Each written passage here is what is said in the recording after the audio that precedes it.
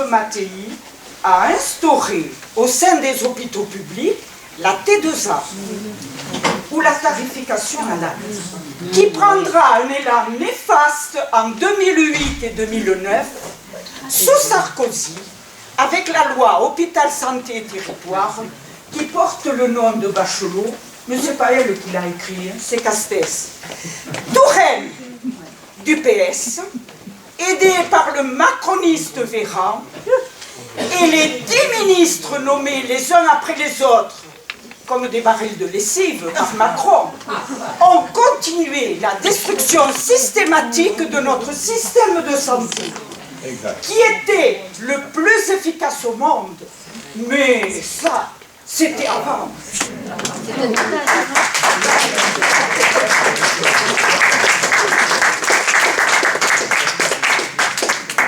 En pratiquant une conférence très particulière, le docteur Christian Joannoulou va nous faire comprendre la destruction de notre système de santé et de la sécurité sociale à l'aide de son outil militant subversif, la conférence gesticulée, intitulée « Tant qu'on a la santé ».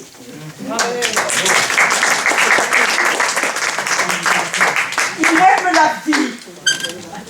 Il aime sauver des vies. Christian Joannoulou, Haut-Pyrénéen, docteur généraliste, urgentiste à Bordeaux, et jeune retraité, est là pour nous ce soir. Merci à Monique Genovese de nous l'avoir fait connaître. Merci.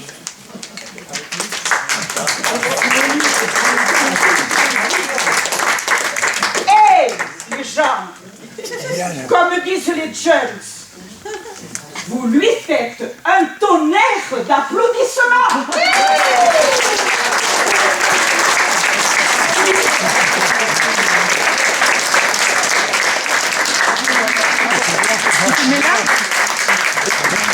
Concernant l'association, si vous êtes concerné, si vous voulez adhérer, c'est 5 € à l'année. Voilà. C'est pas cher. Le docteur Joannoulou.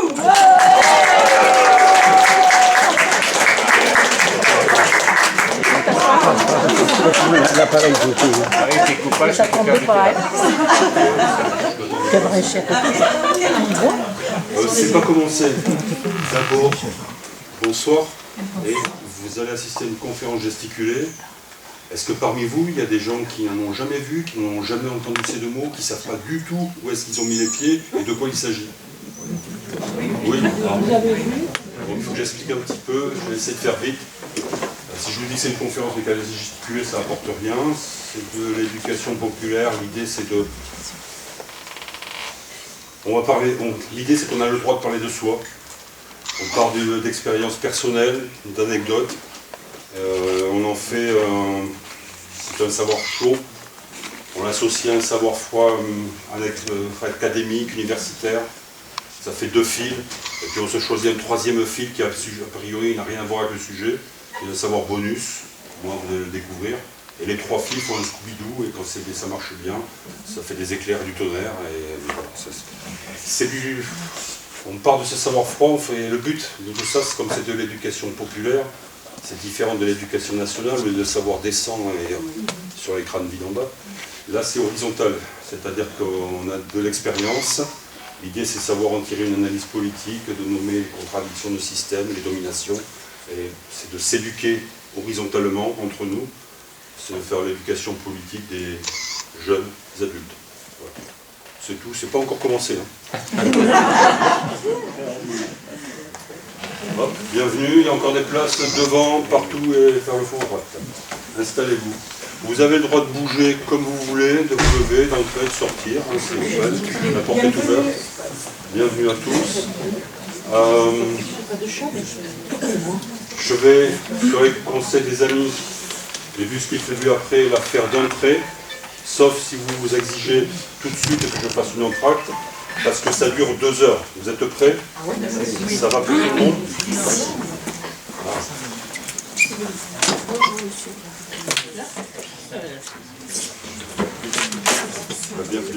c'est bien si on éteint les portables.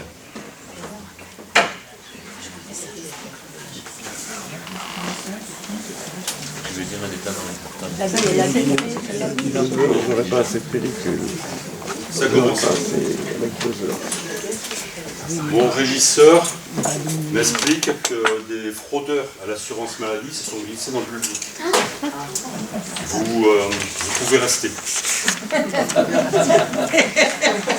Alors, il y a beaucoup de monde dans cette salle d'attente. On va commencer tout de suite. Il y a beaucoup de travail. Le premier d'entre vous pour la consultation, il s'appelle Adnan. À 17 ans, vous êtes accompagné. Oui, venez tous les deux, installez-vous. Je vous écoute, vous êtes son cousin. Il vient d'arriver en France et il ne parle pas français. Pas de papier, pas d'argent, on s'en verra plus tard. Il a l'air très très malade. Donc on va l'examiner. Je suis le médecin, on fait la consultation. Je vous examine. Oui, effectivement, vous avez l'air très malade. Il a des antécédents, des maladies particulières, pas de traitement en cours. Bon, il va falloir prendre un traitement que je vous marque tout de suite, sans attendre. Vous irez à la pharmacie de garde. Vous pouvez lui traduire, s'il vous plaît, parce qu'il faut qu'il comprenne bien tout ce qu'on est en train de se dire à son sujet. Voilà, merci. Ah, la pharmacie, c'est pareil, s'il n'y a pas d'argent. On va zapper la radio, mais pour la pharmacie, c'est moi qui parle, maman. Oui, pardon.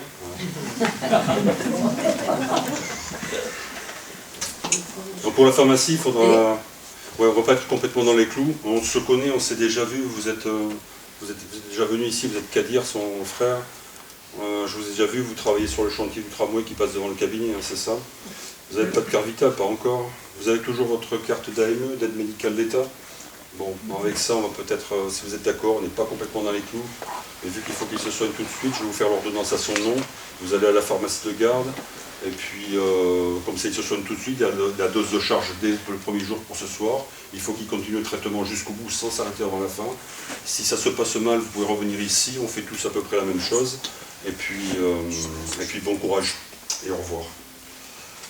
Alors voilà, je m'appelle donc Christian Joanneloup, je suis médecin généraliste et urgentiste. J'ai travaillé pendant 30 ans dans un SAMU régional de grande ville. Et puis j'ai aussi travaillé plus de 25 ans, 27 ans dans un cabinet de médecine générale qui fait des visites à domicile et du paiement à l'acte, quoi. Je travaillais jusqu'en 2019 dans ce SAMU plus de 60 heures par semaine. Après, en arrêtant, j'ai quitté l'hôpital parce que j'en avais un petit peu marre de voir les gens souffrir à l'hôpital. Je ne parle pas des soignants, je ne parle pas des patients, pardon. Des soignants, c'est compris. Et donc j'ai trouvé du temps pour faire cette conférence gesticulée que je vous présente. Elle s'appelle « Tant qu'on a la santé ». C'est un titre chiffré à ce bouquin qui date de 1975, qui est un recueil d'articles d'une revue qui s'appelait « Tant qu'on a la santé », dans lequel écrivaient des soignants et pas que des médecins, et puis pas que des patients, des soignants, des patients ordinaires qui parlaient de santé, considérant que la santé appartient à ses usagers, qui, consciemment ou non, la médecine appartient à ses usagers, qui, consciemment ou non, décide de ne pas être malade, et que prendre part à la bataille pour une vie qui ne rende pas malade, c'est un parti pris pour la santé ou pour le bonheur, enfin un parti pris politique. Un des auteurs dans la revue, c'est Jean Carpentier, c'est un médecin généraliste. Si vous tapez son nom sur Wikipédia, Jean Carpentier, vous aurez un aperçu de la vie extraordinaire de ce médecin. Il écrivait que nous nous sommes occupés de la vie humaine d'un bout à l'autre, de la socialisation, de la sexualité, de l'avortement, des cadences infernales, de l'enfermement et même du progrès de la religion. Donc un peu tous azimuts, ça paraît un peu extraterrestre, mais pas tant que ça, puisqu'en novembre 2023, lorsque je présente pour la première fois, je monte cette conf et je la présente en public, 10 jours avant, j'ai signé un appel à la désobéissance médicale en cas de suppression de l'AME, l'aide médicale d'État, je me suis servi. C'est un texte qui dit ceci, je ne suis pas l'auteur. Moi, médecin, déclare que je continuerai à soigner gratuitement tous les patients sans papier selon leurs besoins, conformément au serment d'Hippocrate que j'ai prononcé. Je resterai indifférent à leurs conditions sociales ou financières, ainsi qu'à leur langue et nationalité. La déontologie prescrit le juste soin pour chaque personne qui me consulte. La sagesse dénonce la faute éthique et, en passant, l'erreur épidémiologique. Patient d'ici et d'ailleurs, ma porte vous est ouverte et le restera. Bon.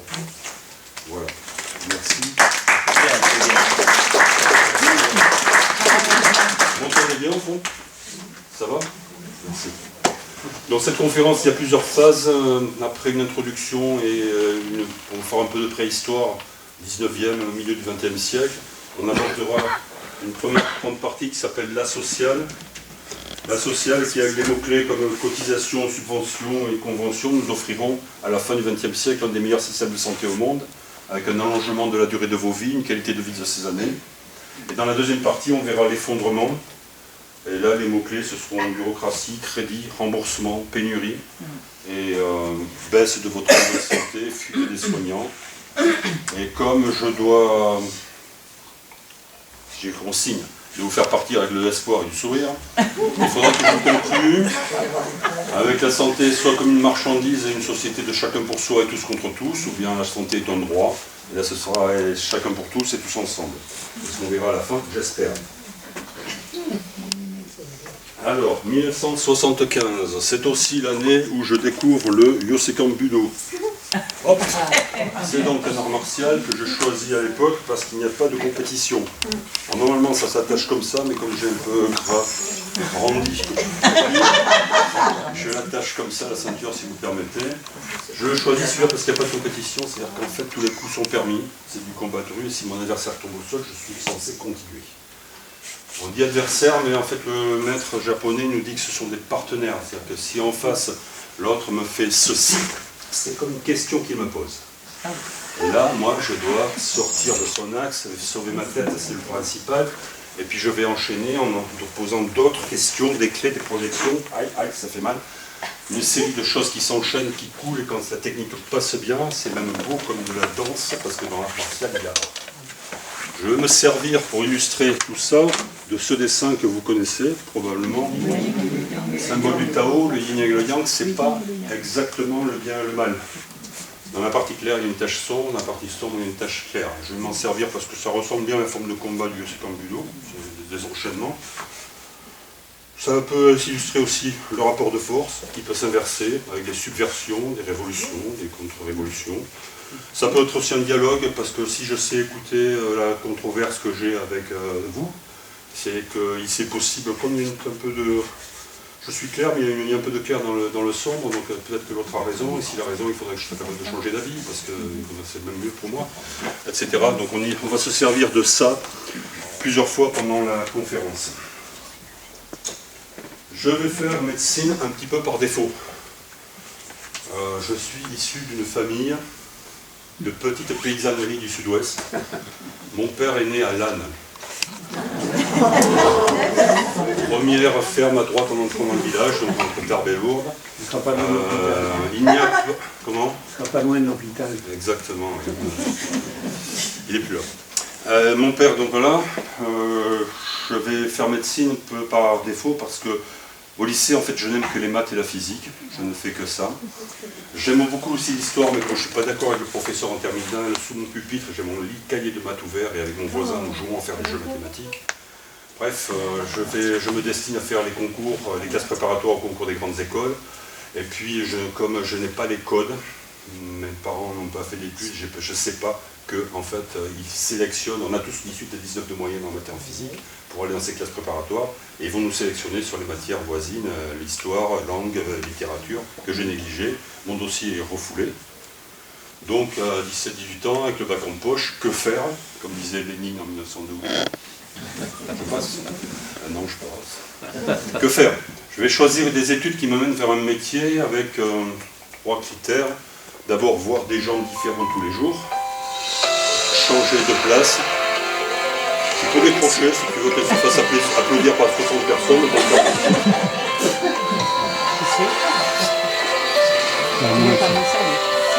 C'est pour moi quand même. Non, c'est pour moi. Voir des gens différents tous les jours, bouger tout le temps, ne pas être jamais au même endroit, et puis faire les études les plus longues possibles.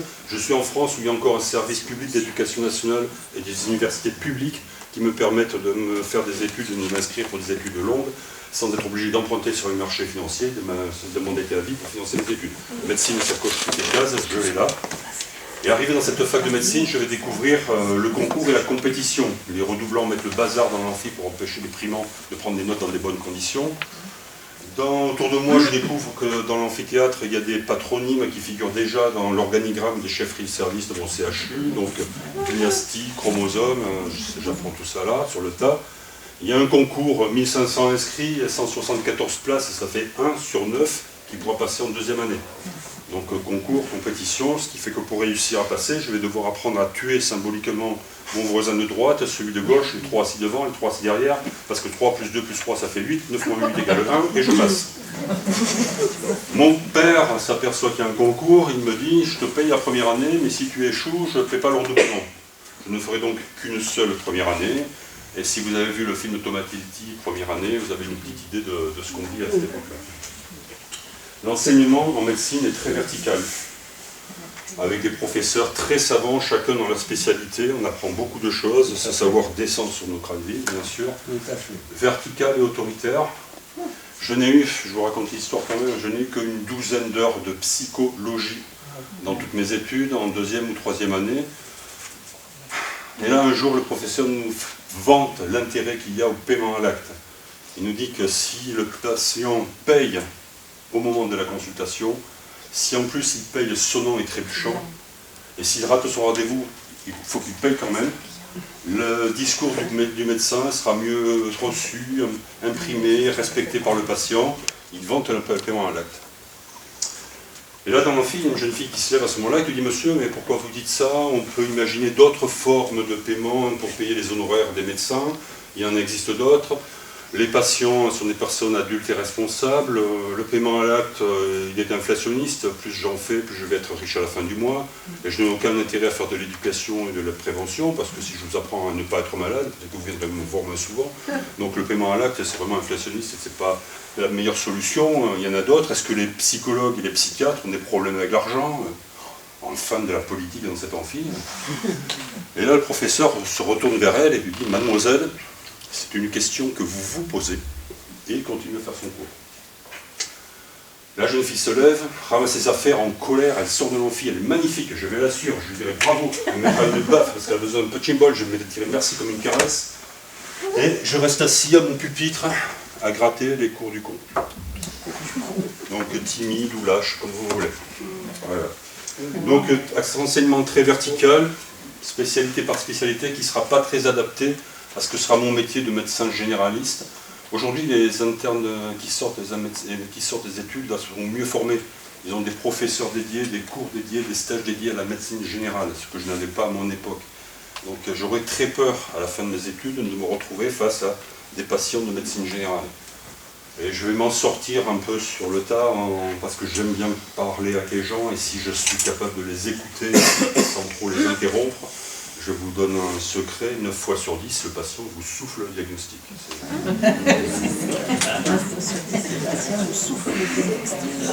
Et puis la façon de faire aussi. Qui c'est qui a mal au dos, on va dire. Jean-Claude, tu vas être mon cobaye. Bouge pas, ça. Donc on consulte, bien me voir, parce qu'il a très mal au dos. En plus, c'est vrai. Je l'examine et je trouve rien. Enfin, que des choses normales. Je n'ai pas de catastrophe à lui annoncer. Donc là, qu'est-ce qu'on fait? Je peux faire une ordonnance de mal au dos. Bon. Je peux aussi discuter un petit peu, voir ce qu'il y a autour de lui, son paysage. Et puis on se connaît un peu, on va parler d'abord de sa famille. La famille, les enfants, ça va, tout le monde va bien, personne n'est mort, ok. La vie sentimentale, ça va, toujours amoureux. Ouais. Battu. Bon. Ouais, mais c'est à ta demande. La vie professionnelle, c'est ce qui reste. Et quelquefois, on voit apparaître une larme au coin de l'œil, et bingo, on est dans la cible, donc on fait discuter un petit peu la personne sur ce qui se passe. Et si c'est le travail si Jean-Claude en a plein le dos parce que c'est le travail qui rend malade, alors vive l'arrêt de travail. À ce moment-là, la consultation elle n'est pas terminée, mais ce sera dans la version de 3 heures, ou tout à l'heure au bar si vous voulez. Je continue. On va parler d'un peu de préhistoire. Avant 1946, je n'étais pas né. Mais quand je ne travaillais qu'au SAMU, je faisais 2 fois 24 égale 48 heures par semaine. Il reste 5 jours, je m'occupais de ma famille, de mes enfants. Et je faisais aussi j'avais des disponibilités pour faire des rapatriements sanitaires pour des compagnies d'assistance. En gros, je caricature, tant que vous payez vos retraites, si elles sont suffisantes, vous voyagez, si vous êtes malade ou blessé loin de chez vous, il y a des contrats d'assurance qui vous assurent l'assistance pour vous faire rapatrier pour un hôpital près de chez vous. C'était mon travail. Pendant 10 ans, j'ai pas mal voyagé en France et un peu dans le monde. Je me suis retrouvé, faut pas que je parle lentement. Donc je me suis retrouvé dans des pays où il n'y avait pas de service public aussi développé qu'ici, il n'y avait pas de sécurité sociale, donc des conditions qui étaient celles de notre pays avant 1945 ou 6. À ces époques, 19e siècle, au milieu du 20e siècle, les médecins sont rares. Comme ils sont rares, ils sont chers. Et les pauvres ont du mal à se les payer, ils n'y arrivent pas. Les médecins sont payés à l'acte, ils sont peu efficaces, leur efficacité elle sera très, très progressive, lente, avec Pasteur et la vaccination, des techniques de pasteurisation, avec l'alliance avec la pharmacie, les antibiotiques. L'hygiène, le seul fait de laver les mains avec de l'eau et du savon avant d'opérer ou d'accompagner un accouchement, ça va aussi sauver des vies, donc ce sera assez lent et progressif. Ils seront très attachés, les médecins, le corps médical, à leur monopole de l'exercice de la médecine. C'est ainsi qu'ils seront sur un vent debout opposé à ce que Robespierre va créer en 1793, ce qu'on appelle les officiers de santé. Les pauvres étant incapables de se payer les médecins, les officiers de santé ne sont pas des médecins, ils ont 1 an ou 2 de formation, ils sont payés par l'État, par la préfecture ou la mairie. Et ils apportent aux pauvres un petit peu de soins, des petits bobos, mais ils ont aussi beaucoup de prévention, d'éducation sanitaire. Le corps médical sera contre pour les faire disparaître, comme ils seront contre les herboristes, les sages-femmes, les sorcières, les sorciers. Monopole de l'exercice de la médecine, et ils auront des axiomes qui vont graver dans le marbre en 1727 dans une charte de médecine libérale qui dit ma liberté de m'installer où je veux, ma liberté de prescrire ce que je veux, ma liberté de pratiquer les actes, les honoraires que je veux, la liberté du patient de me choisir, le secret médical, enfin voilà, tous ces axiomes sur lesquels ils vont camper, et ça dure jusqu'à aujourd'hui. Médecine libérale. Le matin, les médecins sont dans les hospices. Les hospices ne sont pas des hôpitaux, ce sont des lieux qui sont de façon paternaliste créés soit par l'Église, soit par l'État, la préfecture ou la commune, ou quelques bonnes volontés. Ces hospices ne sont pas des lieux de soins. On fait pas grand-chose, on héberge surtout des pauvres. Alors, il y a les bons pauvres, orphelins et vieillards incapables de travailler, et puis il y a les mauvais pauvres. Les mauvais pauvres, c'est les journaliers, les vagabonds, les mendiants, les brigands, tous ces gens qui ne sont pas dans les solidarités de village ou de ville, qui sont un petit peu seuls, qui peuvent être accueillis, logés, nourris, et ceux-là, on va les faire travailler pour les hospices. Il n'y a pas vraiment de soins, on ne les soigne pas, les pauvres, là-dedans. On fait uniquement le gîte, le couvert, de la compassion, de l'eau bénite, des prières, et puis des pansements. Les pansements sont quand même une science développée par la profession infirmière, très important. Et les médecins sont là tous les matins pour apprendre leur métier, parce que ces hospices sont de véritables musées de la médecine. Et ça va être en France, à la grande époque, la discipline phare à ce moment-là, c'est l'anatomie. Une période anatomo-clinique qui donnera des noms de médecins à des maladies, Marie de Charcot et autres, donc on décrit les patients. Alors je vais vous faire la période parce que c'est de l'humour de médecin. On est donc dans l'hospice, vous êtes mes étudiants, on apprend notre métier ici, on fait l'enseignement, je suis le professeur de médecine, et je choisis un pauvre, reste assise. Un pauvre qui est tout nu en caleçon, je décris les signes de sa maladie. Et la phrase qui tue à cette époque, c'est « Lorsque nous aurons le dossier complet », mieux que ça. C'est bien, c'est bien. Lorsque nous aurons le dossier complet, nous pourrons vérifier que les signes que nous observons correspondent bien à une tumeur située dans telle partie du cerveau. Alors ça, c'est de langage qu'on se comprend entre médecins. Lui, le pauvre, il ne comprend rien. Mais vous avez traduit. Le dossier complet, c'est après l'autopsie. C'est une façon de faire qui va perdurer encore à l'époque où je vais faire mes études. C'est pas si vieux que ça. Donc voilà, ça c'est la période. Les lits sont donc des lits passifs où on ne soigne pas vraiment, des salles communes.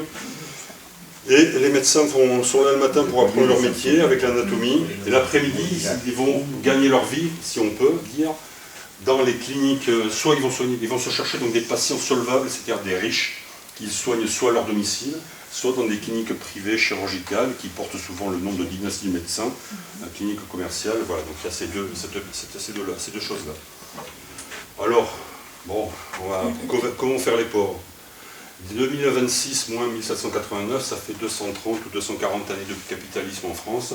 Donc en 1789, le pouvoir politique passe de l'aristocratie à la bourgeoisie. Révolution industrielle, machine à vapeur, enclosure, exode rural.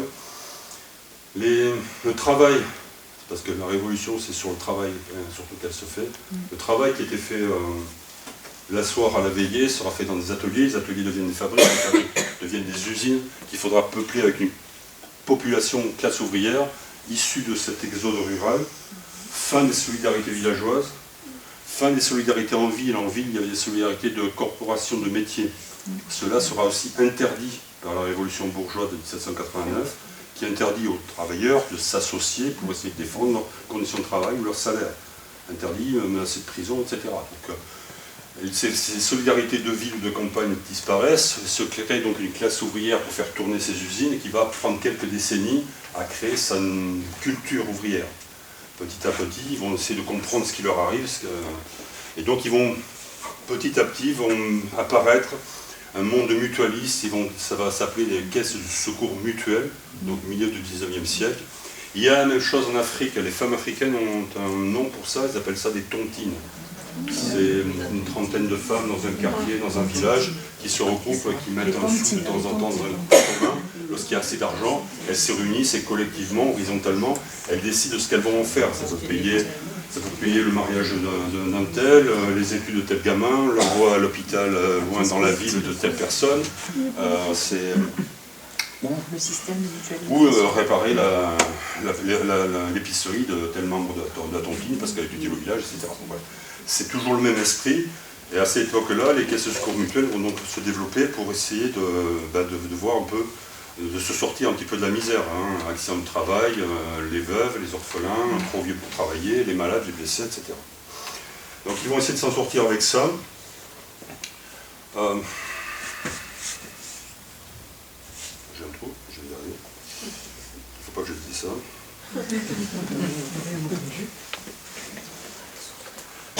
La conférence est caricaturale, vous l'avez bien compris. Si on estime qu'on a ici l'usine ou la mine, à côté vous avez le coron ou la ville ouvrière, et en haut sur la colline vous avez le château où vit la famille bourgeoise, propriétaire de l'usine. S'ils observent ces ouvriers qui mettent de l'argent dans un pot commun pour essayer de sortir de leur misère, l'idée de bourgeois c'est qu'est-ce qu'ils vont faire. Donc la première réaction c'est la répression. Bougez pas. La répression. Mais les bourgeois réfléchissent, ils ont le temps, ils savent très bien que c'est un travailleur qui a 10 doigts, il est plus efficace que s'il a 7 ou 8 ou 9. Quoi. Donc, bon, on va quand même les laisser faire. Ils vont les laisser faire, mais ils vont les subvertir. Alors, révolution industrielle, les ouvriers essaient de subvertir leur misère en créant des caisses de secours mutuelles pour faire de la solidarité horizontale entre eux, et les bourgeois vont à nouveau subvertir le truc pour le détourner à leur profit. Dans les premières caisses, on va trouver des gens qui vont réfléchir à leur misère, essayer de la comprendre. Ce sera comme des lieux de subversion, ça vous le comprenez bien. Des lieux où des gens vont essayer de comprendre comment on va se sortir de là, et peu à peu ça donnera la source d'associations, de syndicats ou d'organisations politiques plutôt révolutionnaires. Et dans ces groupes-là, dans ces structures-là, on aura plutôt ce que je vais appeler des briseurs de chaînes, d'un côté. De l'autre côté, le patronat va, entre autres, va être à l'origine de création de caisses de secours mutuels ou de mutuelles. On va trouver plutôt des gens qui seront des négociateurs du poids des chaînes parce qu'ils seront aidés, financés, ils auront des facilités pour se procurer des logements, des bureaux. Et puis on y mettra plutôt des gens qui vont négocier le poids des chaînes. Et c'est toujours des chaînes, on va les repérer en rose, en bleu, en vert, mais il y a toujours des chaînes. Et on va le détourner, on va les faire fonctionner au service de celui qui l'a créé, Église, patronat, État, pour l'orienter différemment. Alors, ces caisses de secours, ces associations sociales, ces mutuelles d'origine patronale, donc avec un fonctionnement plutôt vertical et paternaliste, elles seront contrôlées par un représentant de l'Église, un représentant de la préfecture, un représentant du patronat, un notable de la ville qui a financé la mutuelle de son quartier. Voilà, c'est comme ça que le verticalisme se fait. Et on va les orienter, on va les faire fonctionner un peu différemment. Ils ne feront pas beaucoup pour le chômage, ils feront un peu pour la maladie, pour la vieillesse, un peu plus pour les actions du travail. ils vont surtout à cette époque faire pour les allocations familiales, parce que c'est ça qui intéresse le patronat et les bourgeoisies. On est tournant du 19e, 20e siècle, on a des empires coloniaux qui se construisent, et ils sont en concurrence les uns contre les autres. La France a perdu l'Alsace et la Lorraine au profit de la Prusse, il faut les récupérer. Donc il va falloir faire une prochaine guerre, il va falloir des garçons. Les femmes allemandes font plus de gosses que les femmes françaises. Donc pour faire du réarmement démographique, déjà, il va falloir des allocations familiales pour avoir des garçons qui aillent se faire tuer à la guerre. Il faudra aussi des filles pour les remplacer dans les champs, dans les usines, dans les mines, et que ces filles fassent aussi les gosses de la guerre suivante. Parce que Seconde Guerre mondiale, Pétain, travail, patrie, au milieu il y a famille. Et eux aussi font beaucoup pour les allocations familiales. Accessoirement, les allocations familiales sont aussi un excellent moyen de lutter contre le salaire. Je vous le fais quand même. Chapeau de patron, vous êtes tous mes salariés en grève contre moi, vous voulez des augmentations de salaire. Vous êtes trop nombreux, je recule. Et je cède. Alors je vous cède 10. Ça veut dire que sur les 10, en fait, je vais en donner 5 en augmentation de salaire pour tout le monde, c'est ce que vous avez demandé. Et les 5 autres, je vais les mettre dans la mutuelle de l'entreprise, de l'usine, où on fait des allocations familiales. Et à l'issue de la grève, les chargés de famille vont gagner plus que les célibataires. Donc diviser pour régner, c'est encore un bon moyen de détourner le... Nous arrivons enfin à la sociale. Alors, j'ai soif.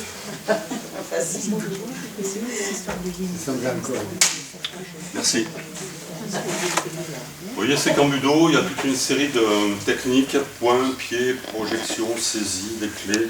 On utilise aussi des armes, couteaux, sabres, bâtons courts, bâtons longs, nunchaku. Il n'y a pas de tir à l'arc, on se bat pas à cheval. Mais il y a aussi des choses beaucoup plus simples comme ceci. On commence à se débarrasser d'une saisie du poignet, quoi. Saisie du poignet, si je fais comme ça ne marche pas, par là non plus. Là, mon poignet est plus gros que les doigts, mais ils sont 4. Donc si par contre, de l'autre côté, le pouce il est tout seul.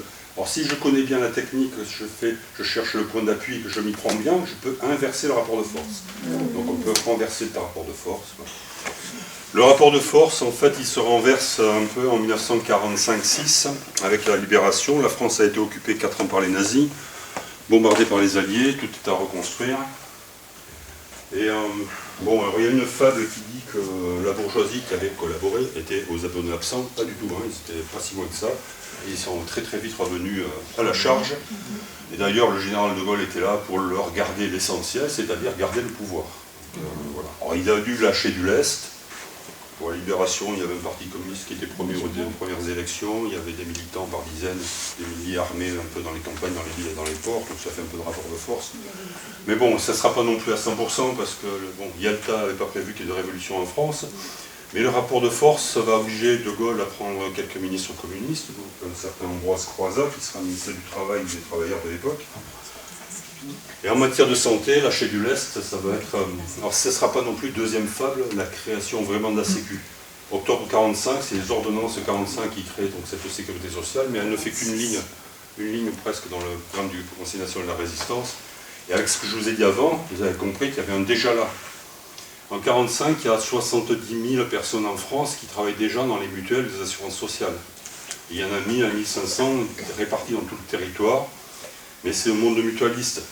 C'est-à-dire que d'un département à l'autre, d'une ville à l'autre, d'une entreprise à l'autre, c'est jamais pareil. Il y a des endroits où il n'y a rien. Et quand il y a quelque chose, soit le taux de cotisation est différent, les prestations sont différentes, et puis comme c'est de la mutuelle, vous n'êtes pas obligé d'adhérer. C'est facultatif, c'est au choix. Mais ils vont quand même faire ça.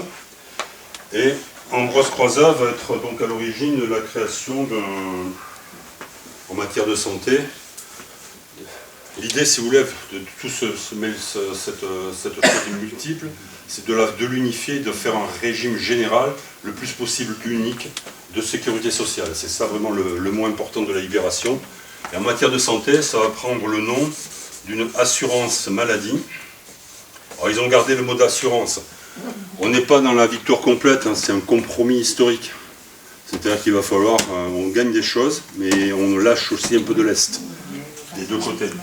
Donc c'est une assurance maladie. Elle deviendra obligatoire, alors qu'avant elle était facultative. Les mutuelles, vous adhérez ou pas, c'est pas obligé. Là c'est obligatoire, c'est tous les salariés qui cotisent. Elle sera universelle, c'est-à-dire qu'en fait, bon, elle doit soigner idéalement toutes les maladies, les yeux, les dents. Et universelle, ça veut dire qu'il n'y a pas que les cotisants et leurs ayants droit qui en bénéficient, mais tout le monde, que vous ayez cotisé ou non. Donc c'est un système solidaire et universel. Et idéalement, elle est censée rembourser à 100% tous les soins. Ça va, tout le monde voit? Si vous ne savez pas de qui je suis amoureux, vous savez de quoi? À l'origine, c'était de l'amour. C'est ça. Ouais, ça va, je continue. Donc, pour Ambroise Croizat, cette chose-là, c'est le régime général, c'est une sécu qui est créée par ordonnance et qui a pour but d'assurer à tous les citoyens les moyens d'existence dans tous les cas où ils sont incapables de se les procurer par le travail. Elle est une assurance pour la maternité, la maladie, les accidents de travail, la vieillesse. Or, elle sera attaquée dès le début, on va le voir un petit peu plus loin. Et Ambroise Croizat, je la cite tout de suite pour ne pas l'oublier, quoi. Il y a de cette deuxième phrase, ne parlez jamais d'acquis sociaux, mais de conquis sociaux. Car le patronat ne désarme jamais. Hein, les conquis, on se bat pour les avoir, on se battra pour les garder. Les acquis, c'est non, c'est définitif. Les conquis, c'est pas sûr. Bon. Ceci va nous donner un meilleur système de santé au monde grâce à de la cotisation sociale prélevée sur les salaires. Donc c'est votre travail qui crée des richesses. Une partie des richesses, la plus-value créée par votre travail se retrouve sous forme de salaire. Il y a votre salaire net qui est dans la poche et une partie est cotisée de façon solidaire dans ce pot commun et répartie en fonction des besoins. C'est ça qui va nous donner notre système de santé. Il y a une énorme fierté ouvrière à l'époque. Et pour faire ça, si vous avez vu le film de Ken Loach, l'esprit de 45, on en a peut-être déjà parlé pour ceux qui étaient là le 1er janvier. Voilà, donc c'est vraiment, ils ont la banane, ils ont l'enthousiasme pour aller créer des caisses, les bureaux de leur caisse de sécurité sociale. Ils entrent aussi, il y a le rapport de force qui permet de rentrer dans les entreprises. Aujourd'hui, la démocratie en République, elle s'arrête à la porte des entreprises. À l'intérieur, ce qui domine, c'est un rapport de subordination. Là, à l'époque, il y a des bureaux des antennes de la sécurité sociale à l'intérieur des entreprises. Là, il faut faire la liste des cotisants, récupérer les cotisations, la liste des ayants droit. Et il y aura aussi des bureaux de vote pour faire élire les représentants des cotisants pour diriger les conseils d'administration de ces caisses de sécu. Alors, ce n'est pas une victoire à 100%, puisqu'en fait, Ambroise Croizat, au départ, c'était un homme, une voix. Mais le patronat, quand même, c'est un compromis historique, et on va céder là-dessus. Le patronat aura quand même 25% des sièges dans les conseils d'administration, alors qu'ils ne représentent pas ces 25% de la population, et 75% pour les représentants des salariés. Comme la CGT ultra-majoritaire à la Libération, c'est eux qui vont diriger et mettre en place les caisses de sécurité sociale courant 1946. Bon, c'est une grande victoire, c'est pas une victoire non plus complète, hein. Sur le 100%, la sécurité sociale ne prend pas en charge à 100% les soins. Ils vont quand même, un compromis historique, laisser dans le paysage des mutuelles et des assurances privées. Lorsque vous allez chez le médecin, 70% de ces honoraires sont remboursés par la Sécu, et les 30% restants, vous devez vous les faire rembourser par des complémentaires mutuelles ou assurances privées. Donc c'est pas non plus du 100% à ce niveau-là. Ils sont tous contre. Alors, bon, il faut, pour que ça marche, moi j'aime bien l'image du marteau et de l'enclume, si Ambroise Croizat est un marteau, l'enclume, à cette époque-là, c'est une base très très large qui s'appelle la CGT réunifiée de l'époque, qui est dans lequel il y a des militants, des communistes aux anards, enfin tout le monde est là, et ils vont se battre pour mettre en place ces contre vents et marées. Le vents et marées, hein, c'est l'Église qui est contre, c'est la bourgeoisie qui est contre le patronat, c'est la droite qui va résister. Ça va être aussi la social-démocratie parce qu'elle est investie dans les mutuelles des négociateurs du poids des chaînes, et ils ont bien compris que les mutuelles, que cette sécurité sociale qui a vocation à travailler à couvrir à 100%, elle menace leur précaré. Donc tout le monde sera contre, même malgré tout ça va se faire. Voilà, et j'ai rien oublié, et je passe à la suite. La suite, c'est comme il va y avoir de l'argent. Alors je vous ai dit le mot-clé, l'important c'est les cotisations sociales. Et il va y avoir de l'argent parce que il y a la construction, c'est les 30 glorieuses, même si elle n'était pas pour tout le monde. Il va y avoir de l'argent et il y a un grand personnage à cette époque-là qui va être l'origine de la construction en France des hôpitaux. Et c'est l'idée, elle est portée par un grand pédiatre qui s'appelle Robert Debré. Et Robert Debré a vu que la France, avec la Seconde Guerre mondiale, alors qu'elle était en tête avec l'anatomie, initialement, elle a pris du retard. Et l'avance, elle est prise outre-Atlantique. Il y a d'autres techniques qui apparaissent avec la radiologie. Et la science qui va dominer à ce moment-là au niveau de la santé, avec Robert Debré, c'est la biologie.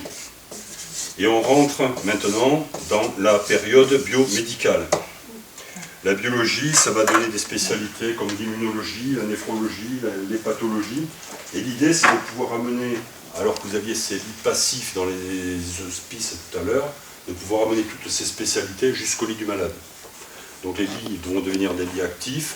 Avec les hôpitaux, on va avoir la disparition des salles communes pour aller vers des salles uniques ou doubles. C'est mieux pour la confidentialité et l'hygiène. Et tout ça sera financé parce qu'il y a un taux de cotisation qui a doublé dans la décennie précédente. Robert Debré, il a un avantage, lui, c'est qu'il a un fils qui s'appelle Michel, qui en 1958 était Premier ministre. Ça peut servir d'avoir un fils Premier ministre, puisqu'avec le coup d'État de Gaulle, le 13 mai 1958, Michel Debré, ensuite, par ordonnance, va légiférer pour imposer la création des CHU, hôpitaux universitaires, qui, adossés à une faculté de médecine, vont fabriquer des médecins, des internes, des chefs de clinique, qui vont essaimer dans les départements, ou vont sortir de terre des CHG, hôpitaux généraux, ou alors ce seront d'anciens hospices rénovés, et tout ça va augmenter la production de soins, l'offre de soins, et donc votre niveau de santé. Voilà. Et tout ça est financé par subvention, c'est le mot important de ce chapitre, parce qu'il n'y a pas, à l'époque, il n'y a pas un franc de l'époque qui a été emprunté sur les marchés financiers. Ce sont des subventions de la sécurité sociale essentiellement, pour aucune petite part la Caisse des dépôts, et c'est surtout des subventions de la sécurité. Donc ces hôpitaux vont apparaître. Alors ça ne sera pas parfait, je vous ai dit, il y a toujours du rapport de force et du compromis.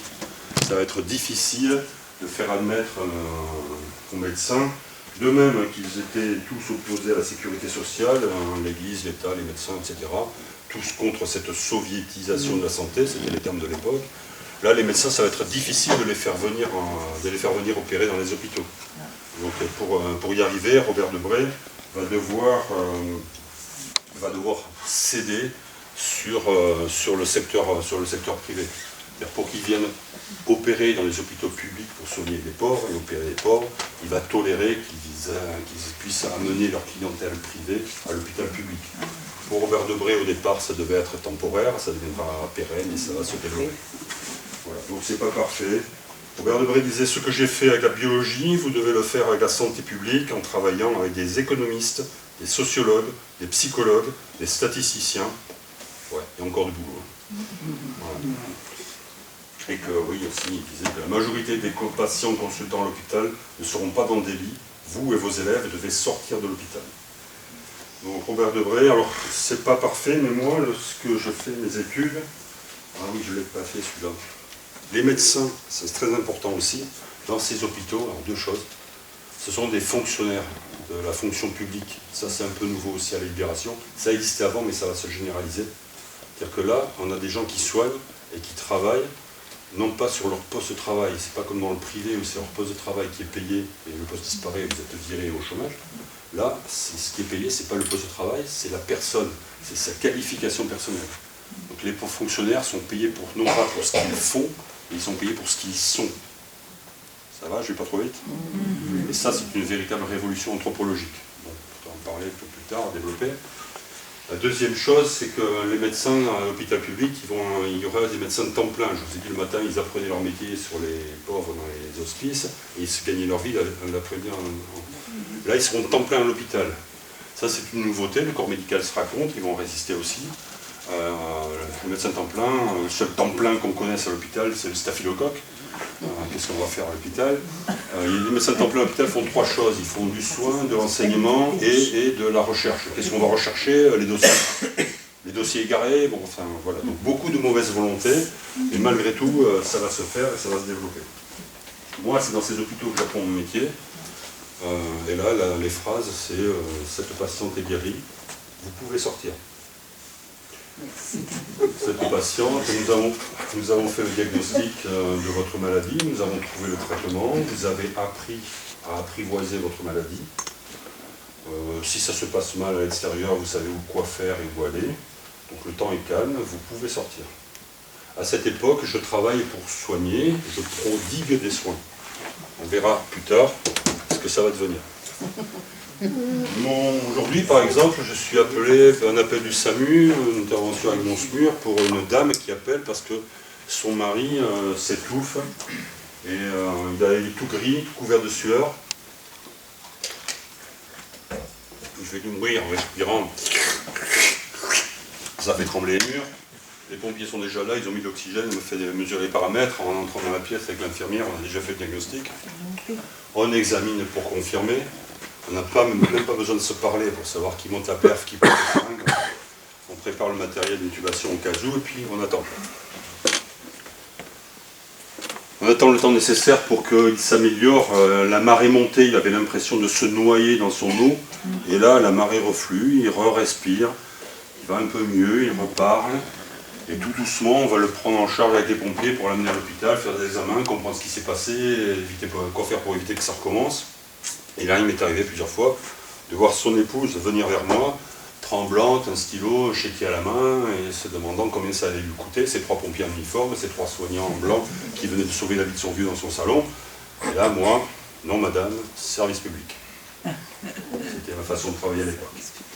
Donc, tout ça c'est bien beau, mais quelquefois il y a des erreurs d'aiguillage. À une époque, mon SAMU, nous avons eu, ça n'a pas duré longtemps, mais il y avait un chef de service qui n'a pas duré trop, mais qui nous expliquait qu'il ne comprenait pas, qu'il pensait que l'urgence n'existait pas, il ne comprenait pas pourquoi on partait en courant pour faire des interventions de SMUR. Parce qu'en fait, bon, si vous avez le temps d'arriver, c'est que ce n'était pas urgent. Et normalement, si c'est vraiment urgent, vous ne devrez pas avoir le temps d'arriver. C'est pas la peine de courir.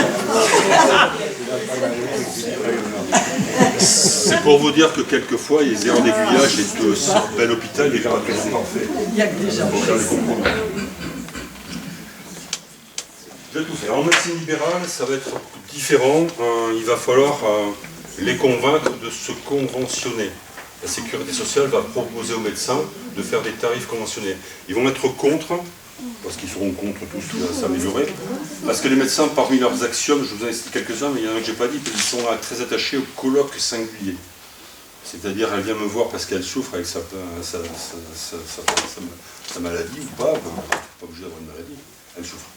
Et moi, je suis là et j'ai le pouvoir d'essayer de l'aider à résoudre son problème à caractère médical.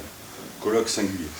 Si par contre, vous vous associez tous pour négocier avec moi, par exemple, des tarifs et des honoraires, mais plutôt à la baisse, une éthique, c'est-à-dire que je dois soigner tout le monde, sans discrétion, bon, je perds de mon pouvoir.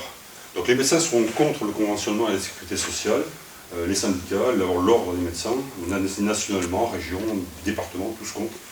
Et ce n'est que individuellement, que un par un, petit à petit, ils vont finir par se conventionner. Ils le seront tous qu'en 1971, assez tard.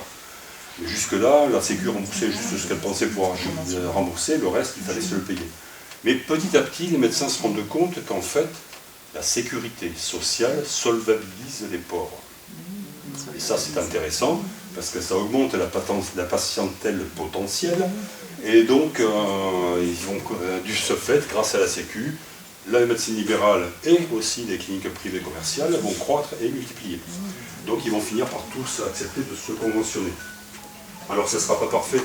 Ils se rendent compte, ils sont très... J'ai dit des dames. Oh, c'est pas grave. Tu veux qu'on l'applaudisse? C'est une respiration.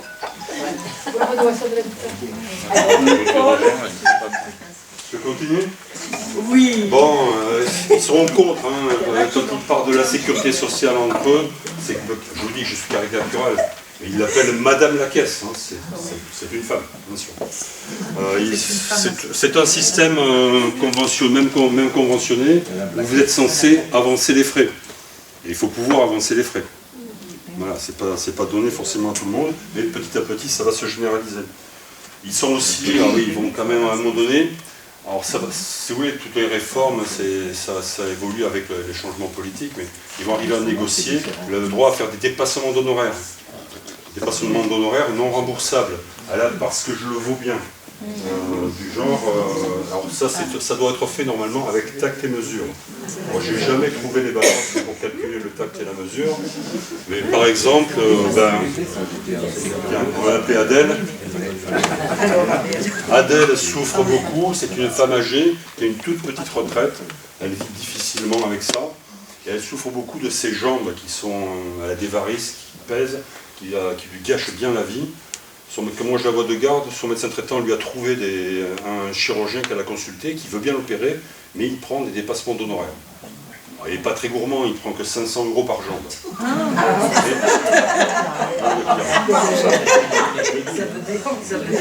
Avec sa petite retraite, elle va devoir patienter quelques mois, économiser sou par sou pour satisfaire l'appétit de son médecin, de son chirurgien. Mais bon, comme il est sympa, il a vu qu'elle était pauvre, pour la deuxième jambe, il lui fait le dépassement à demi-tarif.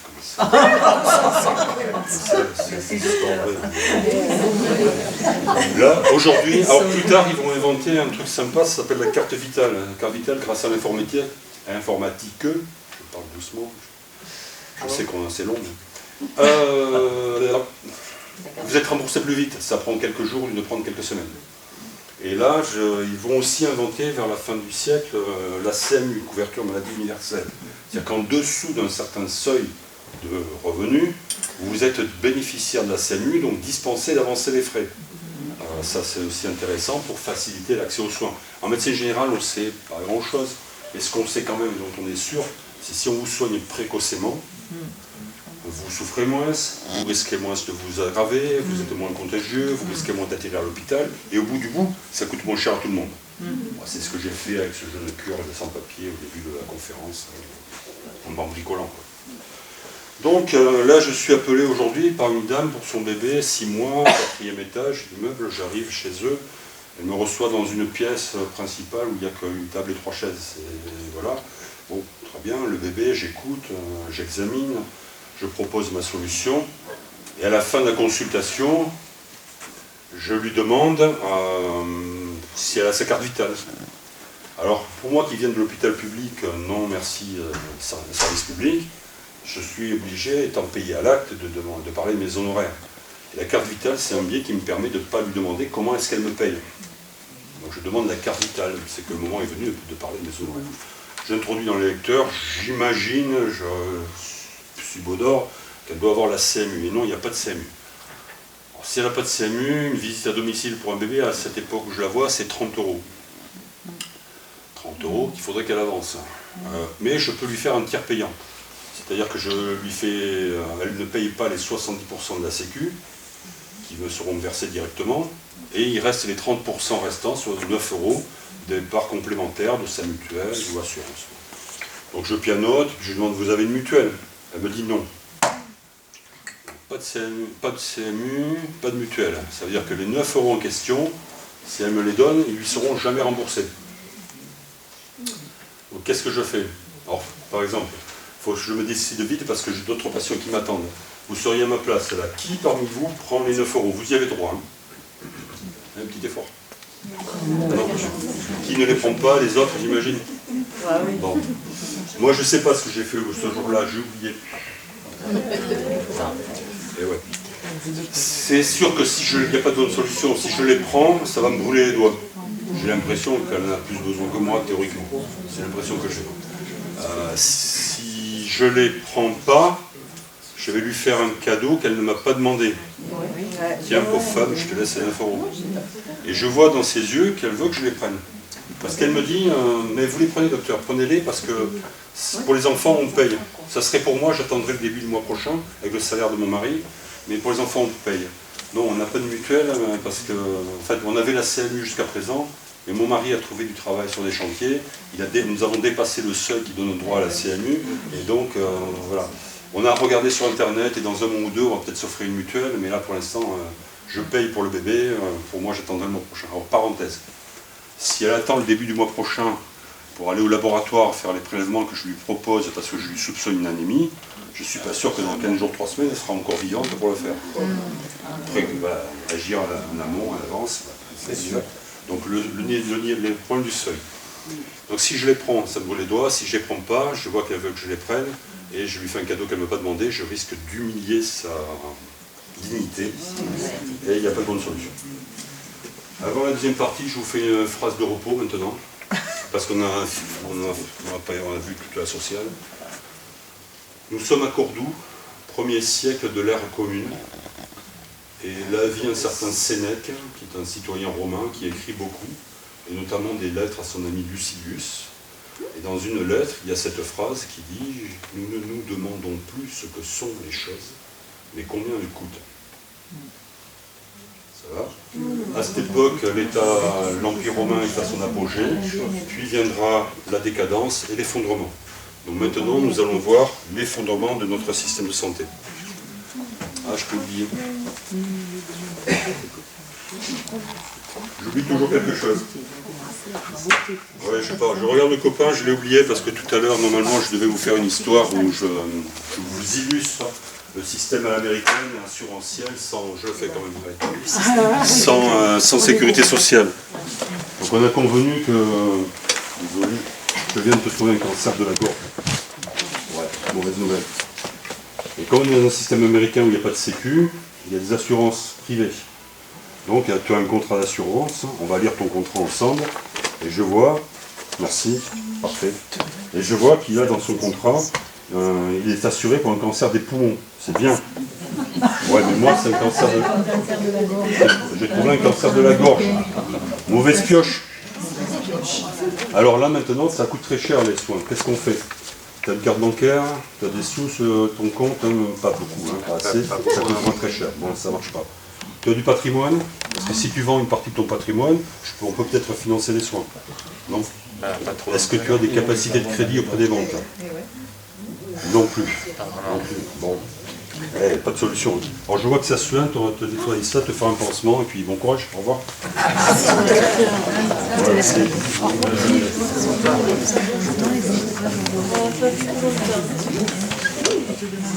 Là, on va parler de l'effondrement.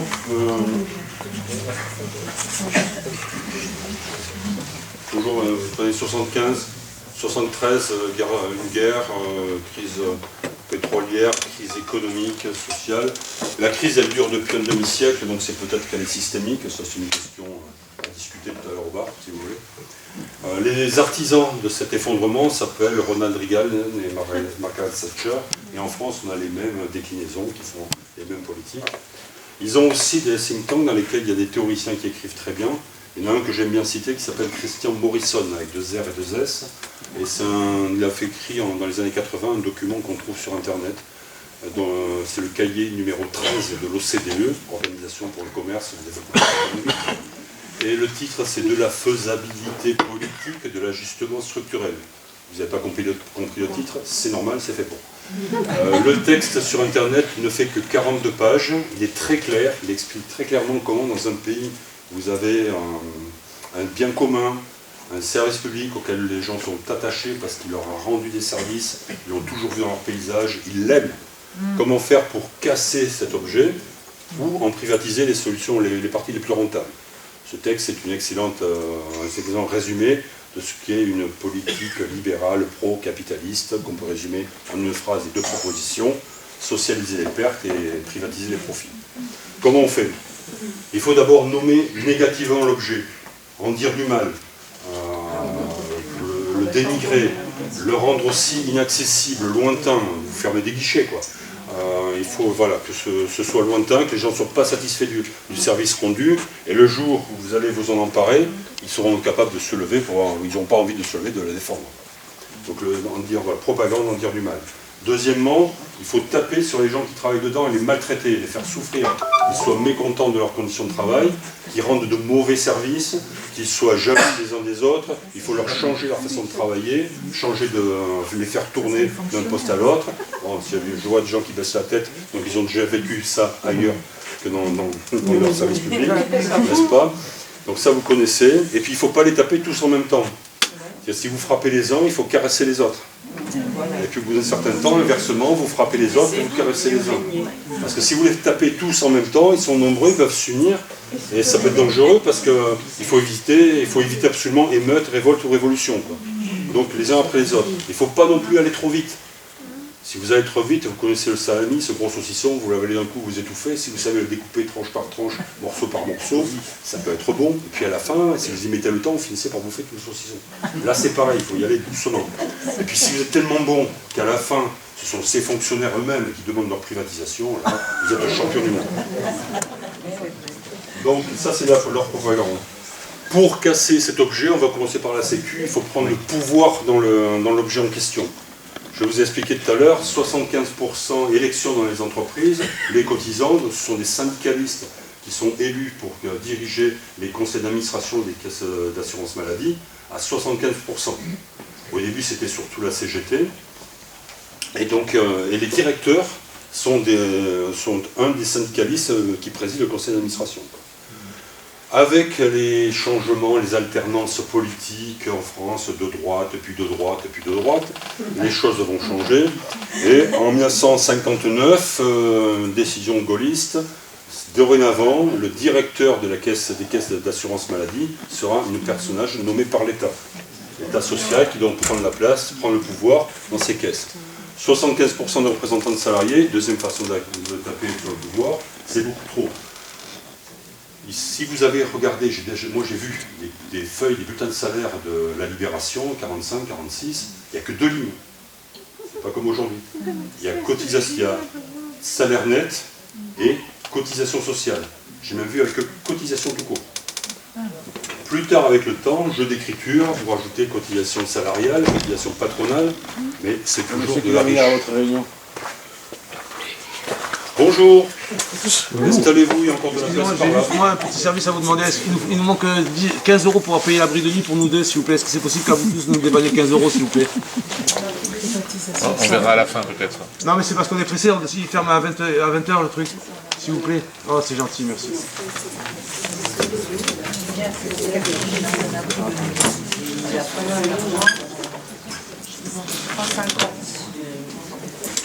Merci. Excusez-moi de faire la quête comme ça, mais... Ah, merci. Ça fait un peu l'entraque, finalement. Et n'importe quoi.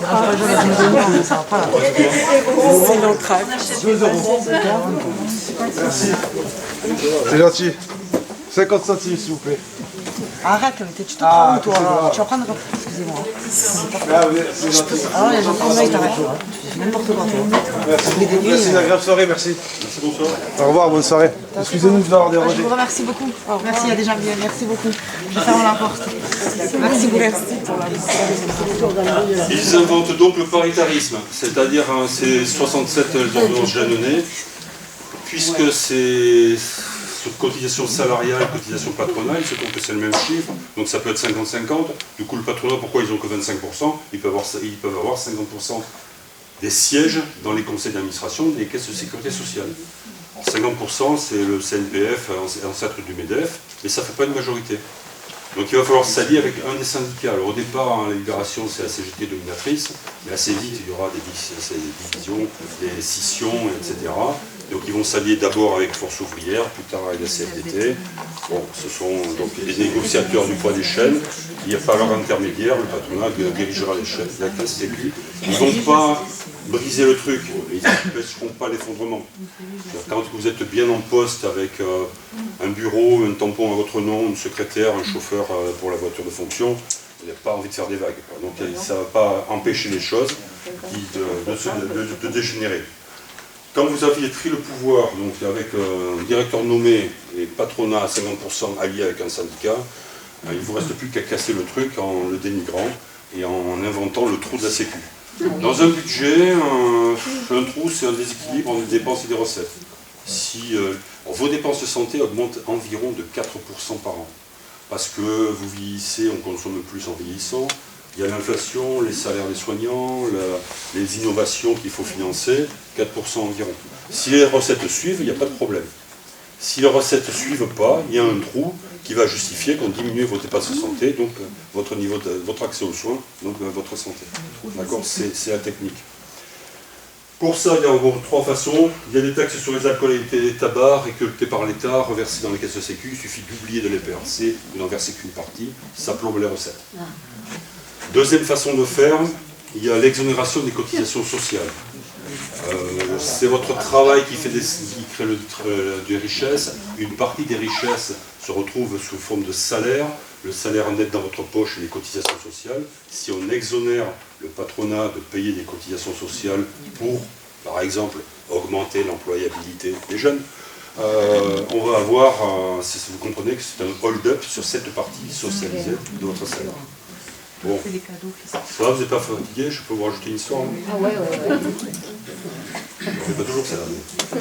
Alors parce que dans la conférence, vous voyez que je vous cite des personnages qui sont assez anciens. Et simplement, c'est pas parce que mes fiches ne sont pas à jour, simplement pour vous faire comprendre qu'en fait, ce discours, c'est le même depuis des décennies, qui nous est resservi de manière différente. Dans la littérature, vous connaissez Molière, le bourgeois gentilhomme, Monsieur Jourdain qui s'exerce à faire de la prose, et vous connaissez la phrase « Belle marquise, d'amour, vos beaux yeux, mourir me font mourir d'amour, belle marquise, vos beaux yeux ». Vous pouvez le tourner dans tous les sens. La forme change, mais le fond, c'est le même. Et là, les discours sont les mêmes. Donc, je vous en cite un d'aujourd'hui, si vous voulez. Il s'appelle Président Macron Emmanuel. Il était ministre ou je ne sais pas quoi en 2013, lorsque le président Hollande invente le CICE, Crédit d'impôt compétitivité emploi. C'est un cadeau fiscal fait au patronage chaque année, entre 15 et 20 milliards. En 2016, c'était 18 milliards. Ça va durer 5 ou 6 ans. Et cumulé, ça va faire en cumulé 100 milliards de cadeaux fiscaux au patronat. La seule contrepartie, c'est un pins à la boutonnière de M. Gattaz, patron du MEDEF, sur laquelle il y a écrit 1 million d'emplois créés. Et si vous faites le rapport, 100 milliards de crédits d'impôt, 1 million d'emplois. Et en fait, lorsque Macron va faire le calcul, ils vont calculer, les calculateurs, qu'ils ont créé que 100 000 emplois. C'est-à-dire que pour chaque million de crédits d'impôt offerts, ils n'ont créé qu'un seul emploi. Macron trouve que c'est pas beaucoup, il supprime le CICE, et donc le patronat va devoir payer ses impôts. Et là, il pleure beaucoup. Et donc, pour les consoler, Emmanuel Macron, décembre 2018, un décret, un arrêté en juillet 2019, il va décider que pour les emplois de salariés au SMIC, il n'y a plus de cotisation sociale. Et lorsque le salaire augmente doucement, les cotisations apparaissent, et à partir de 1,6 fois le SMIC, elles sont à plein pot normales. Donc c'est un appel d'air pour vous embaucher avec des petits salaires, si possible le SMIC, et ça plombe aussi très bien les recettes de la Sécu. Troisième façon de casser les recettes, c'est le taux de cotisation. Yossi Cambudo, il y en a un qui en a fait, c'est Pierre Bérégovoy, c'est un camarade qui a été ministre de beaucoup de choses. Et lui, c'est un fossoyeur de la Sécu, puisqu'il a bloqué le taux de cotisation en 1983. Et il y a une vidéo de lui en 84 qui est sur un plateau télé. Et c'est de la rhétorique, mais en Yossi Cambudo, puisqu'il en a fait, Pierre, il a bien compris que dans la forme de combat, on cherche à attirer l'adversaire et créer des trous, faire baisser la garde. Par exemple, je menace en bas et elle va baisser la garde et je touche à la tête. Voilà, c'est ça le truc. Donc attirer, faire créer un trou, faire baisser la garde. Hein. Ici, moi je parle avec Pierre, et comme c'est un camarade, s'il me fait je peux baisser la garde, parce que là c'est moins fatigant, et là c'est plus fatigant. Donc l'intérêt, c'est je lui dis, me faire baisser la garde. Et voilà, la phrase, le discours, c'est de la rhétorique, ça marche très bien. Je suis profondément attaché à la Sécu. Et j'ai observé que 85% des Français considèrent qu'il s'agit d'une grande conquête sociale. Et je suis obligé d'assurer l'équilibre des comptes de la Sécu, car si nous laissions se creuser un déficit dans les comptes, l'institution elle-même se trouverait compromise. Or, il y a des recettes et des dépenses. J'ai refusé, l'an passé, d'augmenter les cotisations sociales à la charge des entreprises et à la charge des salariés pour financer la Sécu. Il m'a donc fallu rechercher un certain nombre d'économies dans la gestion. De grandes réformes sont en cours, et je pense notamment à la baisse des dépenses hospitalières et de vie. Dans ce discours, la première partie, on est d'accord, c'est notre discours. Pierre, c'est un camarade, on n'a pas besoin de rester en garde comme ça, on peut baisser la garde. C'est au milieu que vous avez la phrase qui fait. J'ai refusé l'an passé d'augmenter les cotisations sociales. En fait, il les a bloquées en 83. Et si vous bloquez les cotisations, donc ça fait moins de recettes parce que l'inflation continue de courir. Et donc, et dans la phrase, il ajoute 2 mots, à la charge des entreprises et à la charge des salariés. Ça, c'est de la rhétorique. Alors là, on va faire un petit peu de rhétorique là maintenant. Les mots sont très importants. Ce sont des armes de nos adversaires. Et il parle de charge. Aujourd'hui, par exemple, je visite Marie, qui souffre beaucoup. Elle est malheureuse, parce qu'elle a des gros soucis de santé et surtout d'argent. Elle élève seule son gamin. Elle ne sait pas comment elle va s'en sortir, surtout qu'elle vient d'être licenciée. Elle a perdu son emploi. Et là, elle me dit une phrase terrible. Elle me dit « Docteur, mon patron me licencie parce qu'il paye trop de charges. » Et moi, j'ai envie de pleurer. Alors, j'ai pas envie de pleurer parce qu'elle est malheureuse, qu'elle a du mal à élever son gamin, qu'elle vient d'être licenciée, qu'elle a des problèmes d'argent. Des gens comme elle à la consultation, au cabinet, j'en ai plusieurs tous les jours. Là, j'ai envie de pleurer parce qu'elle me dit une phrase qui est avec des mots qui sont absolument contraires à ses intérêts. Elle parle de charges. De charges, le mot de son patron pour qualifier les cotisations sociales qui lui sont si utiles. Les mots sont très importants. Lorsque votre patron... Alors, ils ont même trouvé pire, ils parlent aussi de prélèvement obligatoire. Ça ne donne pas envie, hein, c'est fait exprès. Lorsque votre patron vous parle de ses charges, il faut le corriger, il faut dire cotisation sociale. Charge, cotisation sociale. Oui, mais tout le monde dit charge, le patron. Oui, tout le monde dit charge parce que vous leur parlez de charge. Mais moi, je vous parle en français juridique.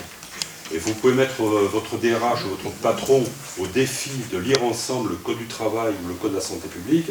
Il n'y a jamais écrit le mot charge dedans. Jamais. Ce qui est répété X fois, c'est cotisation sociale. Pour moi, c'est ce qu'il y a de plus beau en France.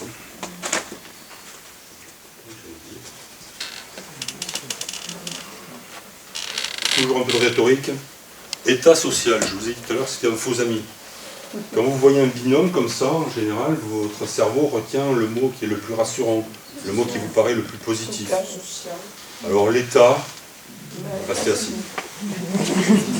L'État social. Bon, social, c'est l'État, mais il est social, donc c'est plutôt, même si c'est un faux ami, ça peut être un peu sympa. Même ça, ils vont le dénigrer, le casser. Sur les plateaux télé, vous entendez parler d'État-providence. L'État-providence qui est tellement utile pour tous ces assistés, ces feignants, ces gens qui ne sont rien, ces ignares, ces incultes. L'État-providence. Or, ce n'est ni l'État ni la providence. Je vous disais tout à l'heure, il n'y a que votre travail qui crée des richesses. Richesse, une partie qui est sous forme de salaire, une partie de la plus-value, une partie est cotisée de façon solidaire. C'est l'État. Donc ce n'est pas l'État, l'État ne crée pas de richesse. L'État, il ramasse ses impôts, une fois qu'il a payé la justice, l'armée, la police, fait du crédit d'impôt et des cadeaux fiscaux, il fait des services publics, santé, éducation, les routes, etc. Donc l'État ne crée pas de richesse. Ce n'est pas non plus la providence. La providence, ni pour ceux qui pourvoient, elle ne crée pas de richesse, ça ne tombe pas du ciel, Dieu merci. L'État aussi, ce sont des mots qui sont faux. Ça va, vous aimez la rhétorique? Bon, j'en fais un autre quand même. Blocage des salaires. Fabius, c'est Rocard, 83. Fabius invente pour...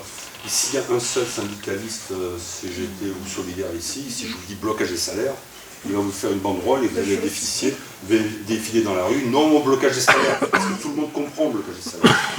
Fabius nous réinvente un autre mot pour ça, il appelle ça désinflation compétitive. Demandez aux syndicalistes de vous mobiliser derrière une banderole. Non à la désinflation, truc machin, là, on ne sait pas le dire. Les mots sont importants, très très importants.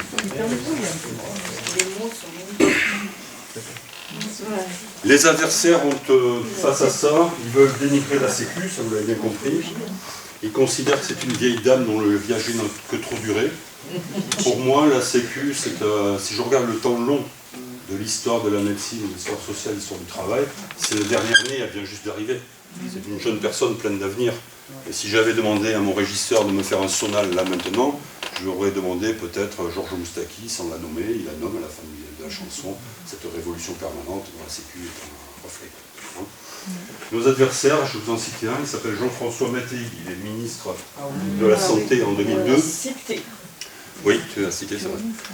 Quand il écrit ceci, il faut cesser de dire qu'il est nécessaire de maîtriser, contenir et poser la question du niveau des dépenses de santé dans le budget de la nation. En faisant, ça marche par 3 aussi, la part de l'assurance maladie, faut pas que je me rapproche trop de toi, c'est ça? La part de l'assurance maladie, la part des assureurs complémentaires et celle laissée aux usagers. Donc on s'éloigne de 100%. Et c'est des discours que vous entendez en ce moment, hein, faire reculer le périmètre d'action de la Sécu, le laisser aux assureurs, et puis il y a aussi des choses que vous devriez prendre en charge parce que vous êtes des irresponsables. Vous êtes aussi responsable, vous êtes responsable au moins 2 fois. Hein. C'est votre travail qui crée des richesses, et une partie de ces richesses vous avez cotisées de façon solidaire. 2 fois responsable, donc c'est pas voir avec ça non plus. Bref. Il y a une phrase avant de passer à l'hôpital que j'aime bien dire à ce moment-là, dans les réunions publiques.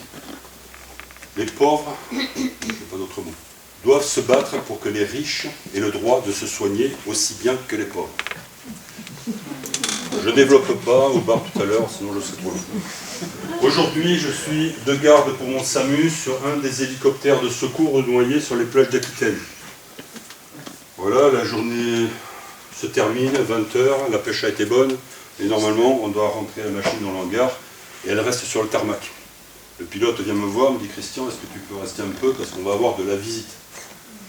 Bon, et je vois arriver une voiture conduite par un des anesthésistes de mon CHU, et à côté, un passager qui m'est présenté comme étant le directeur de mon CHU. Je ne connais pas le directeur, c'est la première fois que je le vois, il descend de son bureau, il vient voir mon travail au fond de la ligne, très bien. Alors j'ai compris, on va les mettre en tenue, on part derrière la barre, plouf plouf, le plongeur de surface les récupère, on les treuille tout le monde, on ramène tout ça à la base. La douche, avec un rafraîchissement à la main, ils sont tout beaux, tout propres, ils ont eu leur dose d'adrénaline. Et mon directeur est très content, et je vais aller le voir pour essayer de savoir qui il est. Je ne l'ai jamais vu, je vais le faire parler, savoir qu'est-ce qu'il a de beau à me raconter. Et ce directeur, assez vite, me dit que je suis le directeur de notre CHU depuis 2-3 ans, je compte le rester encore 2 ans de plus, et j'espère, au terme de mon mandat, avoir rendu notre hôpital plus attractif qu'il ne l'était avant que j'arrive. Là, j'ai un blanc. Je vois que nous n'habitons pas sur la même planète. J'ai fait des études pour essayer de soigner des gens qui souffrent, de les aider à guérir, de les réinjecter dans le public. Je ne travaille pas pour rendre mon hôpital attractif, remplir des lits, faire des séjours, faire des actes utiles ou pas, faire de l'argent pour équilibrer le budget de mon service. C'est pas ça que j'ai appris. Donc on n'est pas du tout pareil. Là, on est dans l'hôpital d'entreprise. L'hôpital d'entreprise, en 2007, Nicolas Sarkozy, déjà cité, c'est ça, vient dans mon CHU nous expliquer sa loi HPST, Hôpital Patient Santé Territoire, portée par Roselyne Bachelot. Et la phrase clé de son discours, c'est dorénavant, à l'hôpital, le seul maître à bord, c'est le directeur. Jusque-là, le conseil d'administration des hôpitaux était dirigé par le maire de la ville, qui, on peut penser qu'un édile aurait le souci de ses concitoyens ou de ses électeurs. Là, c'est le directeur, donc c'est l'État qui prend le pouvoir maintenant à l'hôpital. Et les autres sont plutôt à consulter, c'est tout. Les choses changent, hein, c'est le New Management, Public Management, ça, vous connaissez peut-être le mot. Les mots changent dans les discussions, que ce soit administratif ou dans les services. On ne dit plus chambre d'hôpital, on dit hôtellerie. On ne dit plus matériel biomédical, on dit fourniture. On ne dit plus médecin, infirmière, soignante, brancardier, on dit producteur de soins. Et on ne dit plus patient ou malade, on dit, vous le savez, client. Dans mon CHU, il y avait 4 grandes directions à la libération, aujourd'hui il y en a une quarantaine, dont une direction de la communication, une direction de la clientèle, donc pléthore bureaucratique, etc. La science dominante maintenant, dans cette 3e période, c'est l'épidémiologie. L'épidémiologie est une belle science. Une science, c'est comme un marteau qui est froid. Avec un marteau, je peux vous construire une cabane au fond des bois, mais je peux aussi vous fendre le crâne. Ça dépend de la main chaude qui le tient. Donc, qu'est-ce qu'on en fait de l'épidémiologie? Cette science a fait des statistiques. Avec les statistiques, on fait des moyennes. Avec les moyennes, on fait des normes. Avec les normes, on fait des recommandations. De BM, de médecine basée sur des évidences. Et là, on va avoir des protocoles, des procédures de soins. Et le but, ça va être de vous faire rentrer dans des cases à coups de poing, à coups de pied, pour que vous ressembliez à quelque chose d'homogène, d'unique, des groupes homogènes de patients, c'est comme ça que ça s'appelle. Ils vont réussir à en lister 700, mais le problème c'est que vous êtes vivant. Et même si vous avez la même anatomie, la même physiologie, vous êtes aussi des personnages singuliers, complexes. Donc de 700, ça va passer à 2500, mais ils vont quand même faire ça. Le but est là de réduire votre variabilité individuelle. Et en réduisant votre variabilité individuelle, on va pouvoir utiliser ensuite des normes quantifiées pour homogénéiser la production de soins. Les normes quantifiées, ça va se matérialiser sous la forme de codage. Le codage est une nouvelle science qui va nous permettre d'utiliser une tarification à l'activité pour vendre des actes et faire du profit à l'hôpital. Le codage, il y a un euphémisme avec le codage à l'hôpital, c'est optimiser le codage. Optimiser le codage, pour ceux qui connaissent, c'est comment faire pour augmenter le tarif, et c'est une arnaque pour la Sécu, hein. C'est comment facturer au maximum à la Sécu pour faire rentrer de l'argent dans le service et donc dans l'hôpital. Si je suis chef d'un service de chirurgie qui perd de l'argent, qui n'est pas rentable, je suis menacé par mon directeur de perdre des soignants, des infirmières, peut-être un bloc, c'est dangereux pour moi.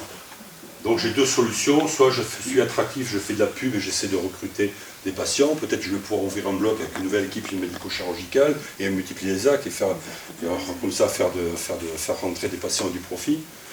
Ou alors je peux feinter et à la place je vais recruter un expert en codage. L'expert en codage il va manipuler l'objet et l'algorithme et puis peut-être que je vais pouvoir au final rééquilibrer le budget de mon hôpital grâce à cette manœuvre. Là, on n'est plus dans le soin, vous avez bien compris, on est dans la finance. C'est le codage. Les patients, ça change la vie. Hein. Dans les réunions de service, on a fait des réunions sur dossier. Et les phrases qui tuent, là, c'est à un moment donné, le chef de service, puisqu'il a la pression du directeur pour le budget de son hôpital et la rentabilité, il va dire que des choses du genre, pour continuer à soigner les patients de ces dossiers non rentables, il faut être suffisamment attractif pour recruter un nombre suffisant de dossiers, de patients rentables. Donc, madame, est-ce que vous êtes rentable? On ne sait pas. Donc là, c'est la notion de client rentable, de patient jetable. Hein, c'est ça qui apparaît. Lorsque je vous reçois en consultation, que je vous propose une hospitalisation, à un moment donné, je vais me poser la question de savoir si cette patiente, elle cote ou elle cote pas. C'est un peu le dialogue. Hôpital-entreprise, hein, c'est ça. La T2A, on pensait qu'ils ne la feraient pas pour des maladies chroniques, ils l'ont faite pour les maladies chroniques. On pensait qu'ils ne la feraient pas pour la psychiatrie, ils l'ont faite pour la psychiatrie. On pensait qu'ils ne la feraient pas pour la fin de vie, ils l'ont faite pour la fin de vie. 80% des personnes qui décèdent en France décèdent à l'hôpital. Les 20% restants, c'est à la maison, dans la rue, au travail, enfin où ils veulent. Et sur ceux qui décèdent à l'hôpital, une partie décède aux urgences. Alors si un jour ça vous arrive d'agoniser pour aller décéder aux urgences de votre hôpital, ça serait bien de tenir jusqu'au-delà de minuit. Si vous décédez dans la journée, on ne pourra facturer ou coder à la Sécu que des soins d'urgence. Ça va s'élever à 500, 600 euros en tirant un peu, et c'est tout quoi. Si vous tenez le coup jusqu'à minuit ou au-delà, par exemple pour défanter, c'est pas la même date.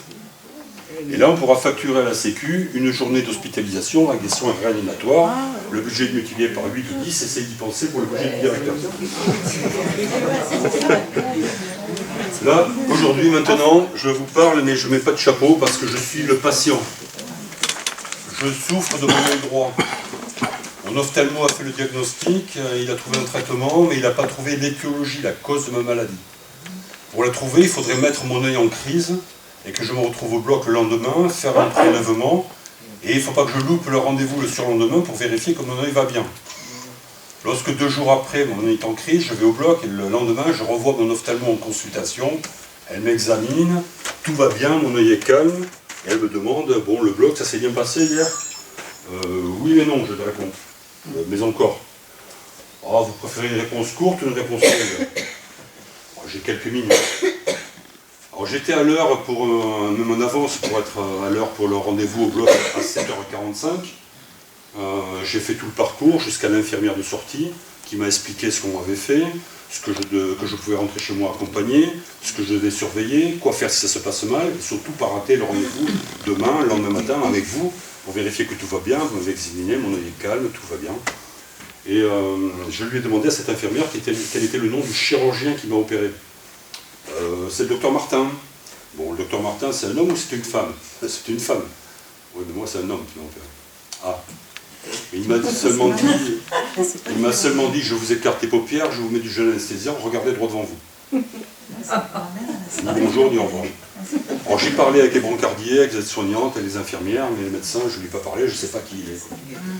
J'avais l'impression ce jour-là d'être à la PCA de l'OD sous AL à 7h45 sur le planning de ce bloc d'ophtalmo du CHU. Ponction de la chambre antérieure de l'opération d'anesthésie locale à 7h45 sur le planning. D'accord? Juste une ligne.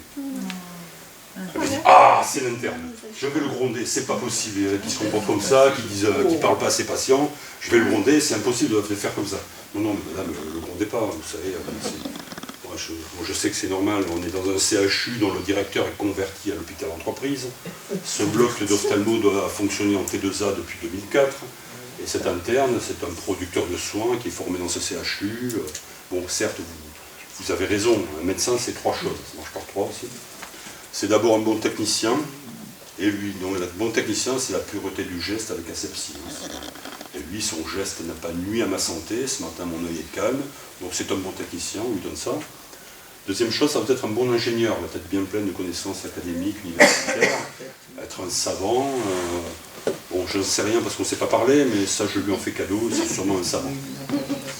Troisièmement, ça doit être un artiste, l'empathie, l'humanité, bon, ça manque effectivement.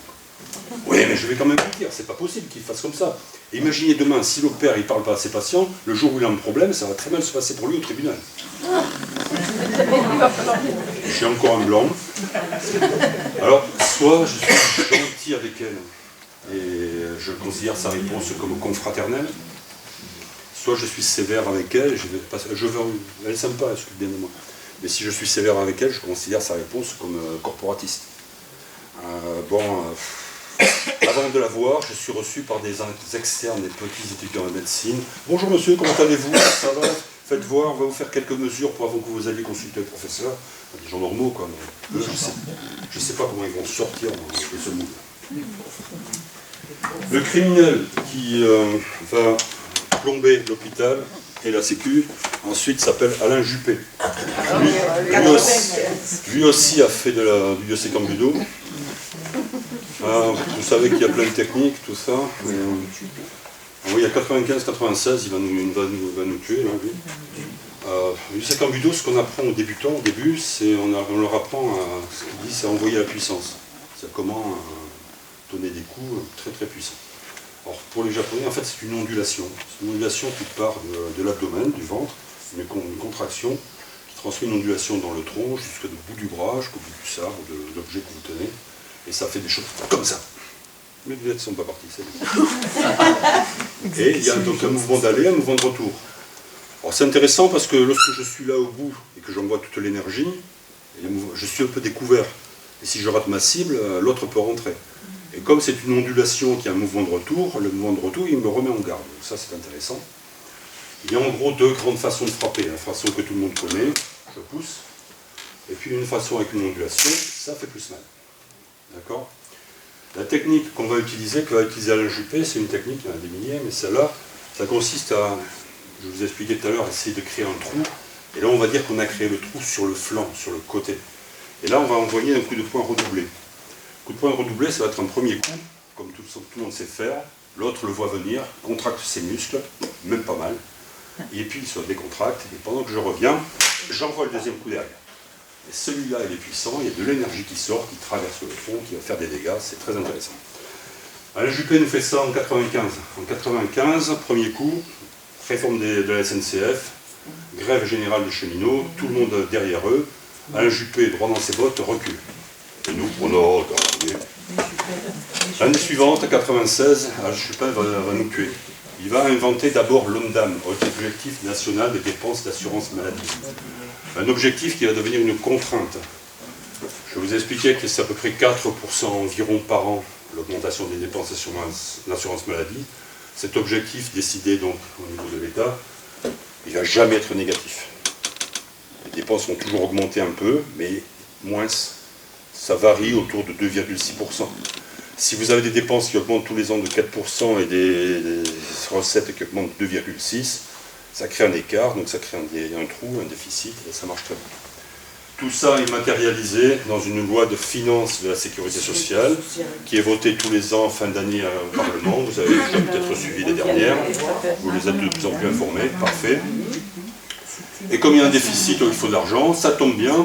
Alain Juppé nous invente la CADES, Caisse d'amortissement de la dette sociale, où il va falloir aller emprunter sur les marchés financiers, intérêt et capital, pour les hôpitaux et pour la Sécu.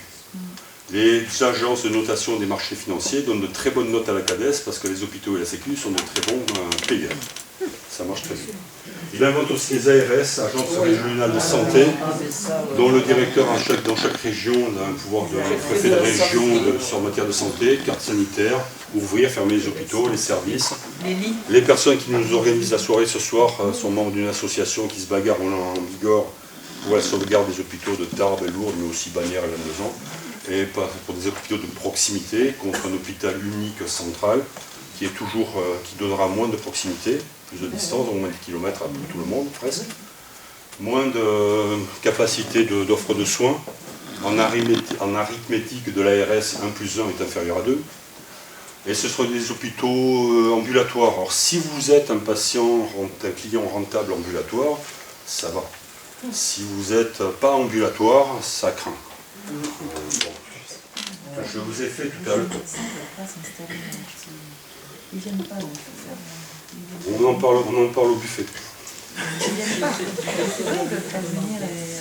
L'hôpital, dans les hôpitaux, lorsque vous rentrez en hospitalisation, vous avez un tarif maximum au départ qui va baisser progressivement. Et progressivement, ça veut dire que vers le 10e jour, vous arrivez sous une ligne fixe, où il y a les dépenses fixes d'amortissement, les salaires, l'inflation, l'amortissement des nouvelles techniques. Ce qui fait qu'au-delà du 10e jour, vous rapportez à l'hôpital moins que ce que vous lui coûtez. Alors, pour rééquilibrer son budget avec ce patient, soit vous avez fait des escarres, il y aura des soins infirmiers en plus, ça va augmenter le budget, soit on vous trouve un deuxième diagnostic et vous repartez à zéro au maximum et ça va régresser. Ou alors on peut aussi vous faire sortir prématurément, pas bien préparer la sortie avec la médecine de ville, vous allez vous réaggraver en ville, repasser par les urgences et être à nouveau hospitalisé au maximum. C'est une façon de faire. Là, vous vous rappelez la visite au lit du malade tout à l'heure? La visite au lit du malade, contre-visite. Médecin, infirmière, je travaillais pour soigner, je prodiguais des soins, vous pouvez sortir. Aujourd'hui, le discours change. Cette patiente a dépassé le budget de la durée moyenne de séjour. Elle embolise son lit. Vous comprenez le mot, embolise? Alors j'explique, elle occupe un lit, normalement elle devrait déjà être sortie, mais on pourrait utiliser son lit pour un autre patient rentable. Et elle a décompensé son diabète ou ce qu'elle veut, ce qui fait qu'elle est trop mal, on ne peut pas encore la faire sortir, elle occupe encore son lit, c'est casse-pied parce qu'on ne peut rien lui faire de facturable. Donc elle embolise son lit, et la phrase de fin c'était, avant c'est elle peut sortir, maintenant c'est elle doit sortir.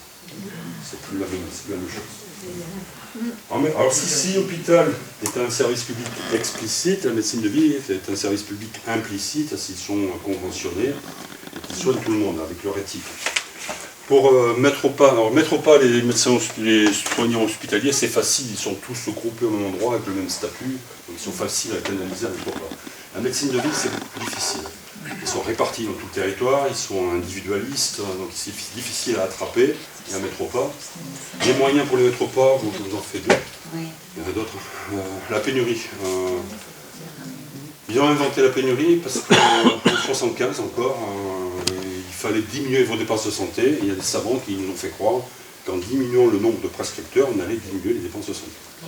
Donc ils ont inventé le numerus clausus. 50 millions de personnes en France, on vous fabriquez 9000 médecins par an, le numerus clausus ça descend, vers l'an 2000 il n'y en a plus que 3500, ça va trop vite, si vous révoltez, on va dans le mur. Donc vers 2005 on remonte à 7000, aujourd'hui on est aussi entre 9 et 10 000, pas plus, presque comme en 75, alors qu'on est presque 70 millions. Donc ils maintiennent une pénurie en dessous de ce qui est supportable pour pas que vous révoltiez trop. Parmi vous, dans la population, il y a 10% de la population qui est orpheline d'un médecin traitant. Parmi lesquels il y a 500 000 ALD, maladies chroniques, qui ont besoin de se soigner tous les jours. Ceux-là, je ne sais pas comment ils font. En pénurie. Autre façon, les organisations de médecins, l'ordre se bataille toujours principalement pour augmenter les honoraires. Ils n'y arrivent pas. La dernière convention, c'est négocié tous les 5 ans. L'avant-dernière, ils ont gagné que 1,50 €. Et en échange, la sécurité sociale, aux mains de l'État social, leur propose des primes, qu'on appelle les ROSP, rémunération pour des objectifs de santé publique. Ça fait plus de 10 ans que ça existe, j'ai jamais voulu le faire, parce que quand j'étais petit, j'ai fait un serment d'Hippocrate qui dit à peu près la même chose, donc je ne vois pas pourquoi je me ferais payer pour des objectifs de santé publique sur lesquels j'ai prêté serment. Donc j'ai jamais voulu le faire, et comme j'ai dit du mal des ROSP, je me suis dit, bon, je vais le faire au moins une fois, et mon copain va me dire, ah, tu devrais le faire, Christian, regarde, tout le monde le fait, c'est facile, tu vas gagner 2-3 000 € sans rien faire. Bon, ça peut prendre des proportions très importantes, hein. Chez certains médecins, c'est à 2 chiffres, à 30, 40 000 €, ça peut prendre vraiment des proportions importantes.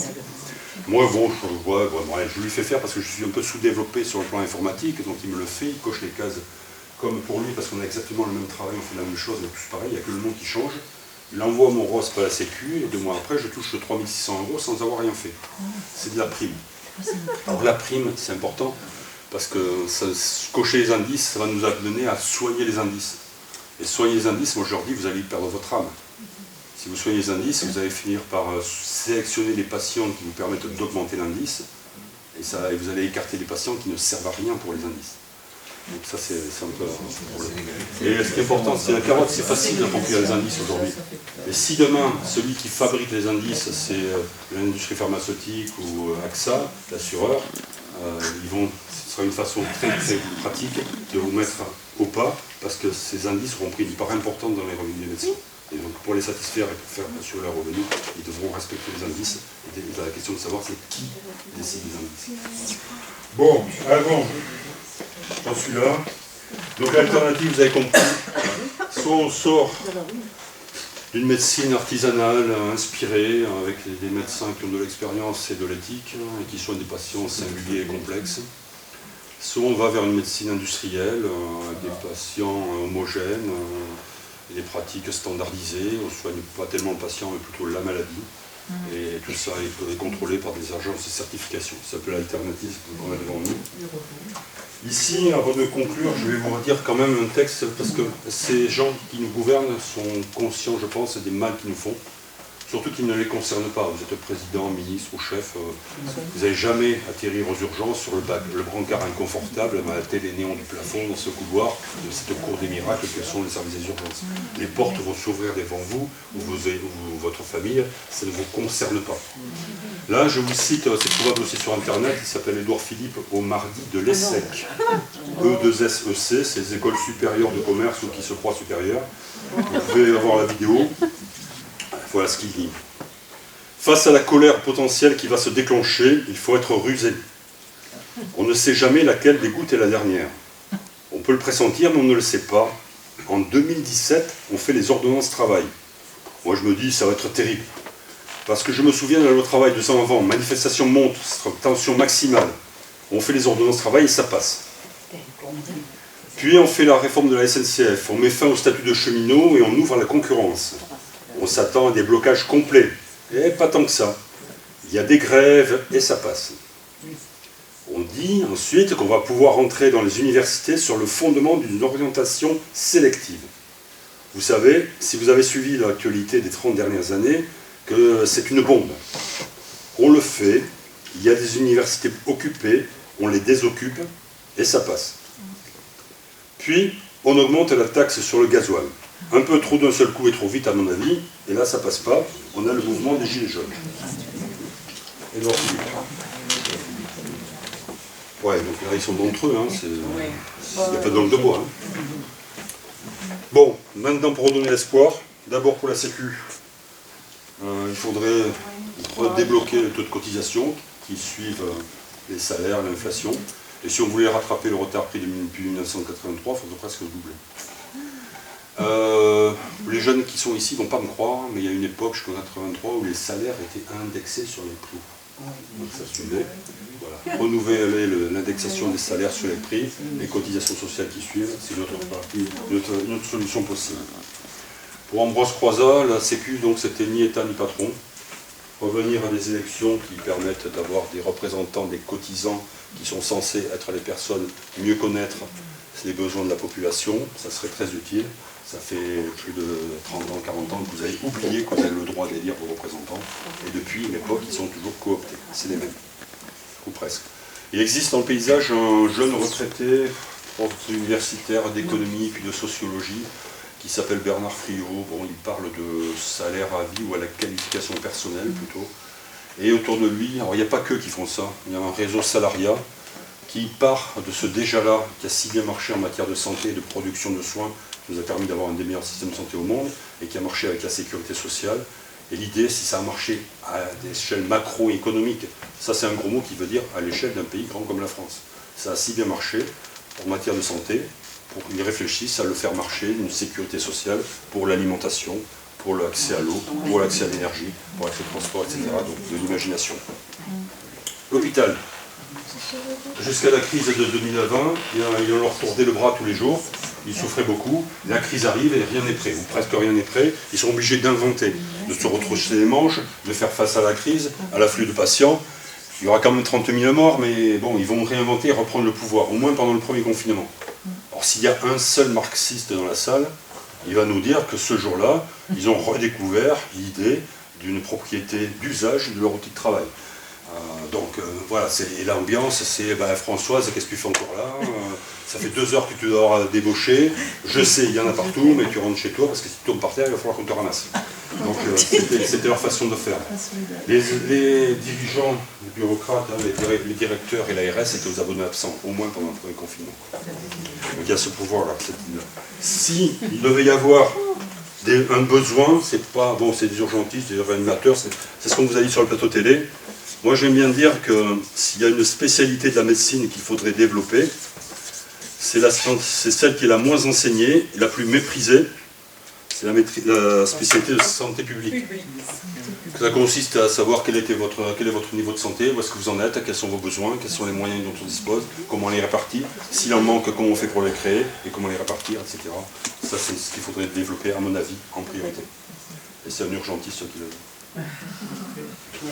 Je serai jeune médecin généraliste aujourd'hui, je ne referai pas le même parcours. J'irai peut-être suivre les traces de mon copain Didier Ménard, qui a créé et animé toute sa vie un centre de santé pluridisciplinaire de proximité dans le quartier des Francs-Moisins, dans le 93, Seine-Saint-Denis. Une grande cité avec des tours, des immeubles, des dizaines de milliers de personnes et une trentaine de cultures, de langues différentes. C'est un grand centre de santé pluridisciplinaire. Il n'attend pas que les gens viennent pousser la porte pour venir se faire soigner. Ils sont chapeautés par une association, une sorte d'arbre à palabres, où les habitants peuvent venir s'exprimer, raconter ce qu'ils vivent, ce qu'ils voient, et surtout s'ils voient émerger des problèmes sanitaires dans le quartier et dans la cité. C'est intéressant parce qu'on peut agir en amont et puis peut-être régler le problème avant que ça atterrisse dans le cabinet. Dans le centre de santé. Ils ont à peu près 22 salariés, il y a 4 médecins seulement, mais bon, il y a des infirmières, des kinés, des aides-soignantes. Il y a aussi des personnes très importantes au desk à l'entrée pour accueillir cette population et leur expliquer le système de santé, l'accès aux soins, la carte vitale et tout ça. Ils ont aussi des salariés qui sortent du cabinet pour aller animer des associations de yoga, d'aïkido, de vélo. Les vélos tombent en panne, il faut une association pour réparer les vélos, une ludothèque, etc. Ils ont aussi une convention avec la sécurité sociale du 93 pour faire des ordonnances de non-soins. D'ailleurs, c'est un enfant qui souffre. Je peux lui prescrire une inscription à la ludothèque parce que ses parents n'ont pas les moyens, ne le font pas. Des ordonnances de non-soins. Ils ont inventé aussi un nouveau métier qui s'appelle médiatrice. Médiatrice parce que ce sont des femmes, elles sont 5 au moins. Et à toutes elles contrôlent à peu près toutes les langues et cultures différentes présentes dans la cité. Parce que vous voyez arriver des gens divers qui ont un langage, un vocabulaire, une poésie, un cosmos qui est différent de celui du médecin pour exprimer leur souffrance. Donc elles traduisent dans le langage du médecin qui fait son travail, qui propose sa solution, et elles retraduisent dans le langage du patient. Aujourd'hui, par exemple, je remplace mon copain Didier et je reçois Mario. Mario, ça fait 20 ans que je le connais, il vient toujours pour la même chose. Il a mal à l'estomac, ça brûle, c'est quelque chose d'hyperacidité gastrique assez fréquente dans cette cité. Elle est due à de l'angoisse. L'angoisse, c'est qu'il n'y a pas d'argent, des retards sur le paiement des allocations, surtout à l'allocation adultes handicapés. Et bref, le manque d'argent fait qu'ils sont angoissés de ne pas savoir s'ils vont pouvoir payer le loyer à la fin du mois. Et si ça se répète, le bailleur social peut les foutre à la porte. Et là, Mario me dit, bon, je l'examine, rien de nouveau, je vais lui faire une ordonnance bateau habituelle, quoi. Et là, il me dit, je n'aurai toujours pas de travail. Si, j'en ai trouvé. Bon, mais alors ça va régler peut-être une partie de tes problèmes. Qu'est-ce que c'est? C'est Ahmed, mon copain, c'est le même boulot que lui. Il faudrait que j'aille à Roissy, sur l'aéroport, la nuit, sur le tarmac, pour bouger les bagages des passagers entre les avions. Mais oui, bon, c'est bien. Alors, non, mais le problème, c'est que vu les horaires, et les transports en commun, il n'y en a pas. Je ne sais pas comment je vais faire pour y aller. C'est compliqué pour aller faire ce boulot, là, depuis ici. Je ne sais pas comment faire. Bon. Et là, c'est Fatia, la médiatrice, qui dit « Ah mais oui, mais dans le quartier, il y a Rachid, le garagiste, qui répare des voitures, mais il y a aussi quelques vieilles voitures d'occasion qui roulent, il pourrait peut-être s'entendre avec Mario. » Ah ouais, bon, ouais. Alors Rachid, c'est le tout bib, et je lui parle de Mario, ils s'entendent, ils vont régler le problème. Il se règle dans la cité, ça s'appelle de la médecine communautaire, sociale communautaire. À ne pas confondre avec communautariste, ça n'a rien à voir. On en est là. Les crises, c'est bientôt fini, hein, les crises sanitaires. Ça existe depuis quand? Ah, lui, c'est depuis, ça fait depuis qu'il est depuis, ça fait au moins 35 ans qu'ils sont en convention avec la Sécu de la 93. Et quelque chose qui est, une bonne question, quelque chose qui existe depuis quand, 35, la question c'est ça existe depuis quand, et quelque chose qui est en convention ou en expérimentation depuis 35 ans, moi je trouve que ça pourrait être pérenne. Et à mon avis c'est la solution. Donc les crises sanitaires, climatiques, financières, économiques, sociales, guerrières, autoritaires, tout ça, ça crée de l'angoisse. Mais souvent cette angoisse atterrit dans le cabinet des médecins. Et là, soit le médecin il est neutre, il prescrit des antalgiques pour la douleur, des anxiolytiques, des antidépresseurs pour la souffrance morale. Et puis voilà, les gens se noient dans le lac, on les sort de l'eau, on les met sur la berge, le même tracas, le même bazar, on les refoue à l'eau, on les ressort de l'eau, remis sur la berge. En fait, c'est un peu le travail des médecins généralistes, quoi, en général. Ça marche à peu près, quoi. Soit il est neutre, il fait ça, soit il peut aussi être un peu différent et expliquer que ici, vous êtes nombreux à me raconter les mêmes histoires, vous souffrez des mêmes tracas, des mêmes choses. Vous pourriez peut-être vous associer, essayer de trouver des solutions communes à des problèmes communs, parce que tout ce que vous vivez, en fait, c'est le résultat de choix politiques. Alors, je ne peux pas vous dire d'adhérer à telle association, tel parti ou tel syndicat, bien sûr, mais je peux essayer de vous donner l'idée qu'on peut collectiviser le problème et essayer de chercher ensemble des solutions. Parce que je n'ai aucun souci de ce que vous réunissiez dans un rond-point, dans un piquet de grève, que vous réfléchissiez à chercher ensemble des solutions communes à des problèmes communs. En général, je suis d'accord avec les solutions que vous trouvez. En 2012, je me fais copain avec un certain Xavier Mathieu. Je le rencontre au festival de la compagnie Jolimone. Il fait son festival tous les mois de juillet, dans un petit village du Puy-de-Dôme. Xavier Mathieu est un ouvrier qui a travaillé 25 ans dans une usine continentale du nord de la France qui a fabriqué des pneus. Cette année-là, les actionnaires de Continental ont trouvé que malgré un retour sur investissement à 2 chiffres, ce n'était pas assez. Et donc ils ont décidé de fermer l'usine et de virer 1100 ouvriers comme des malpropres. Ils se sont battus comme des lions pendant 1 an et à la fin, ils n'ont pas réussi à sauver l'usine, mais ils sont tous partis avec 50 000 €. C'est beaucoup, mais surtout de vie, c'est pas grand-chose. Une année de combat, de bagarres, de soucis, d'angoisse, de craintes, de conflits dans les familles, de familles endettées, de divorces, une palanquée de tentatives de suicide, dont 5 réussies. Et Xavier, un soir, alors que la compagnie Jolimone l'invite à jouer son rôle dans une pièce que cette année-là, il monte en 12 jours, où il joue son propre rôle, sur un piquet des rêves. Un soir, après le travail, moi mon boulot, c'est creuser les chantiers, monter les chapiteaux, balayer la cour ou ne rien faire. Et le soir, après le travail, on discute, on boit un verre, et puis il me raconte qu'il sait que je suis médecin. À côté de son usine, il y avait un médecin généraliste qui recevait ces familles d'ouvriers, et qui lui racontait toujours les mêmes choses, et il leur disait « Oui, mais vous racontez tous la même chose, vous souffrez des mêmes maux, et vous voyez vos collègues là-bas, dans l'usine, qui occupent l'usine et qui sont sur le piquet de grève.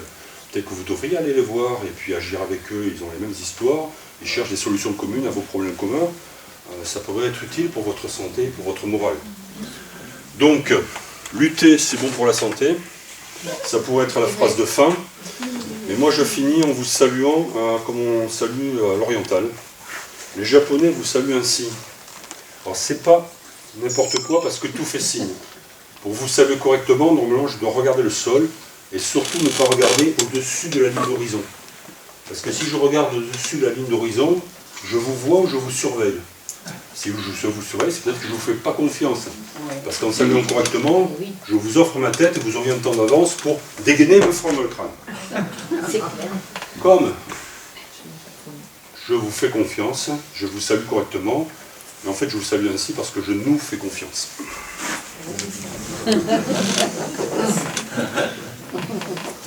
Bravo, Christian.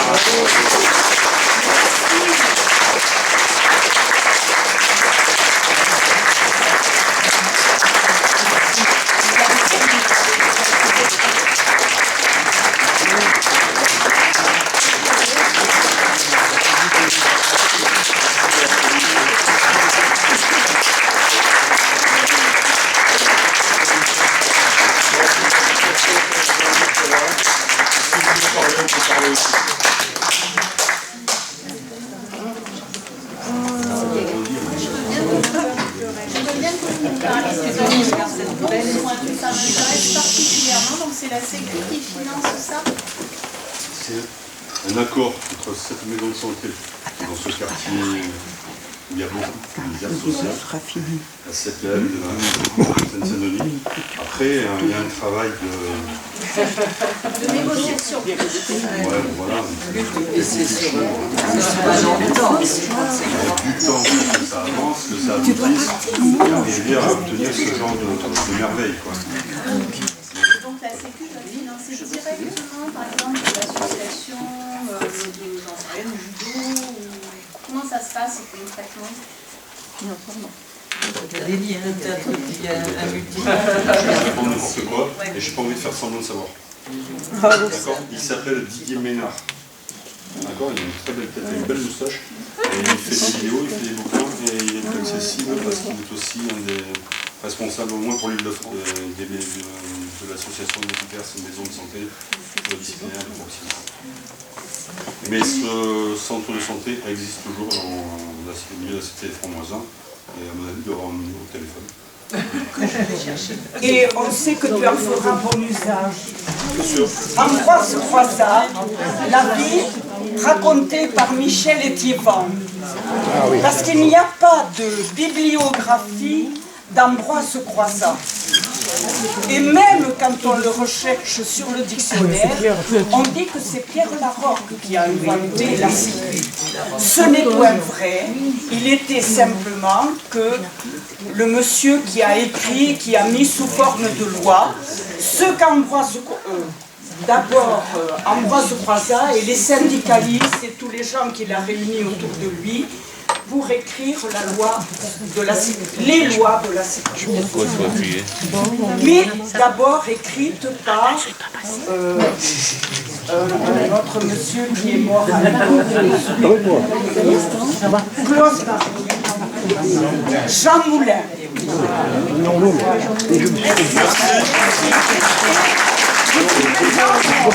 La maman, La doyenne.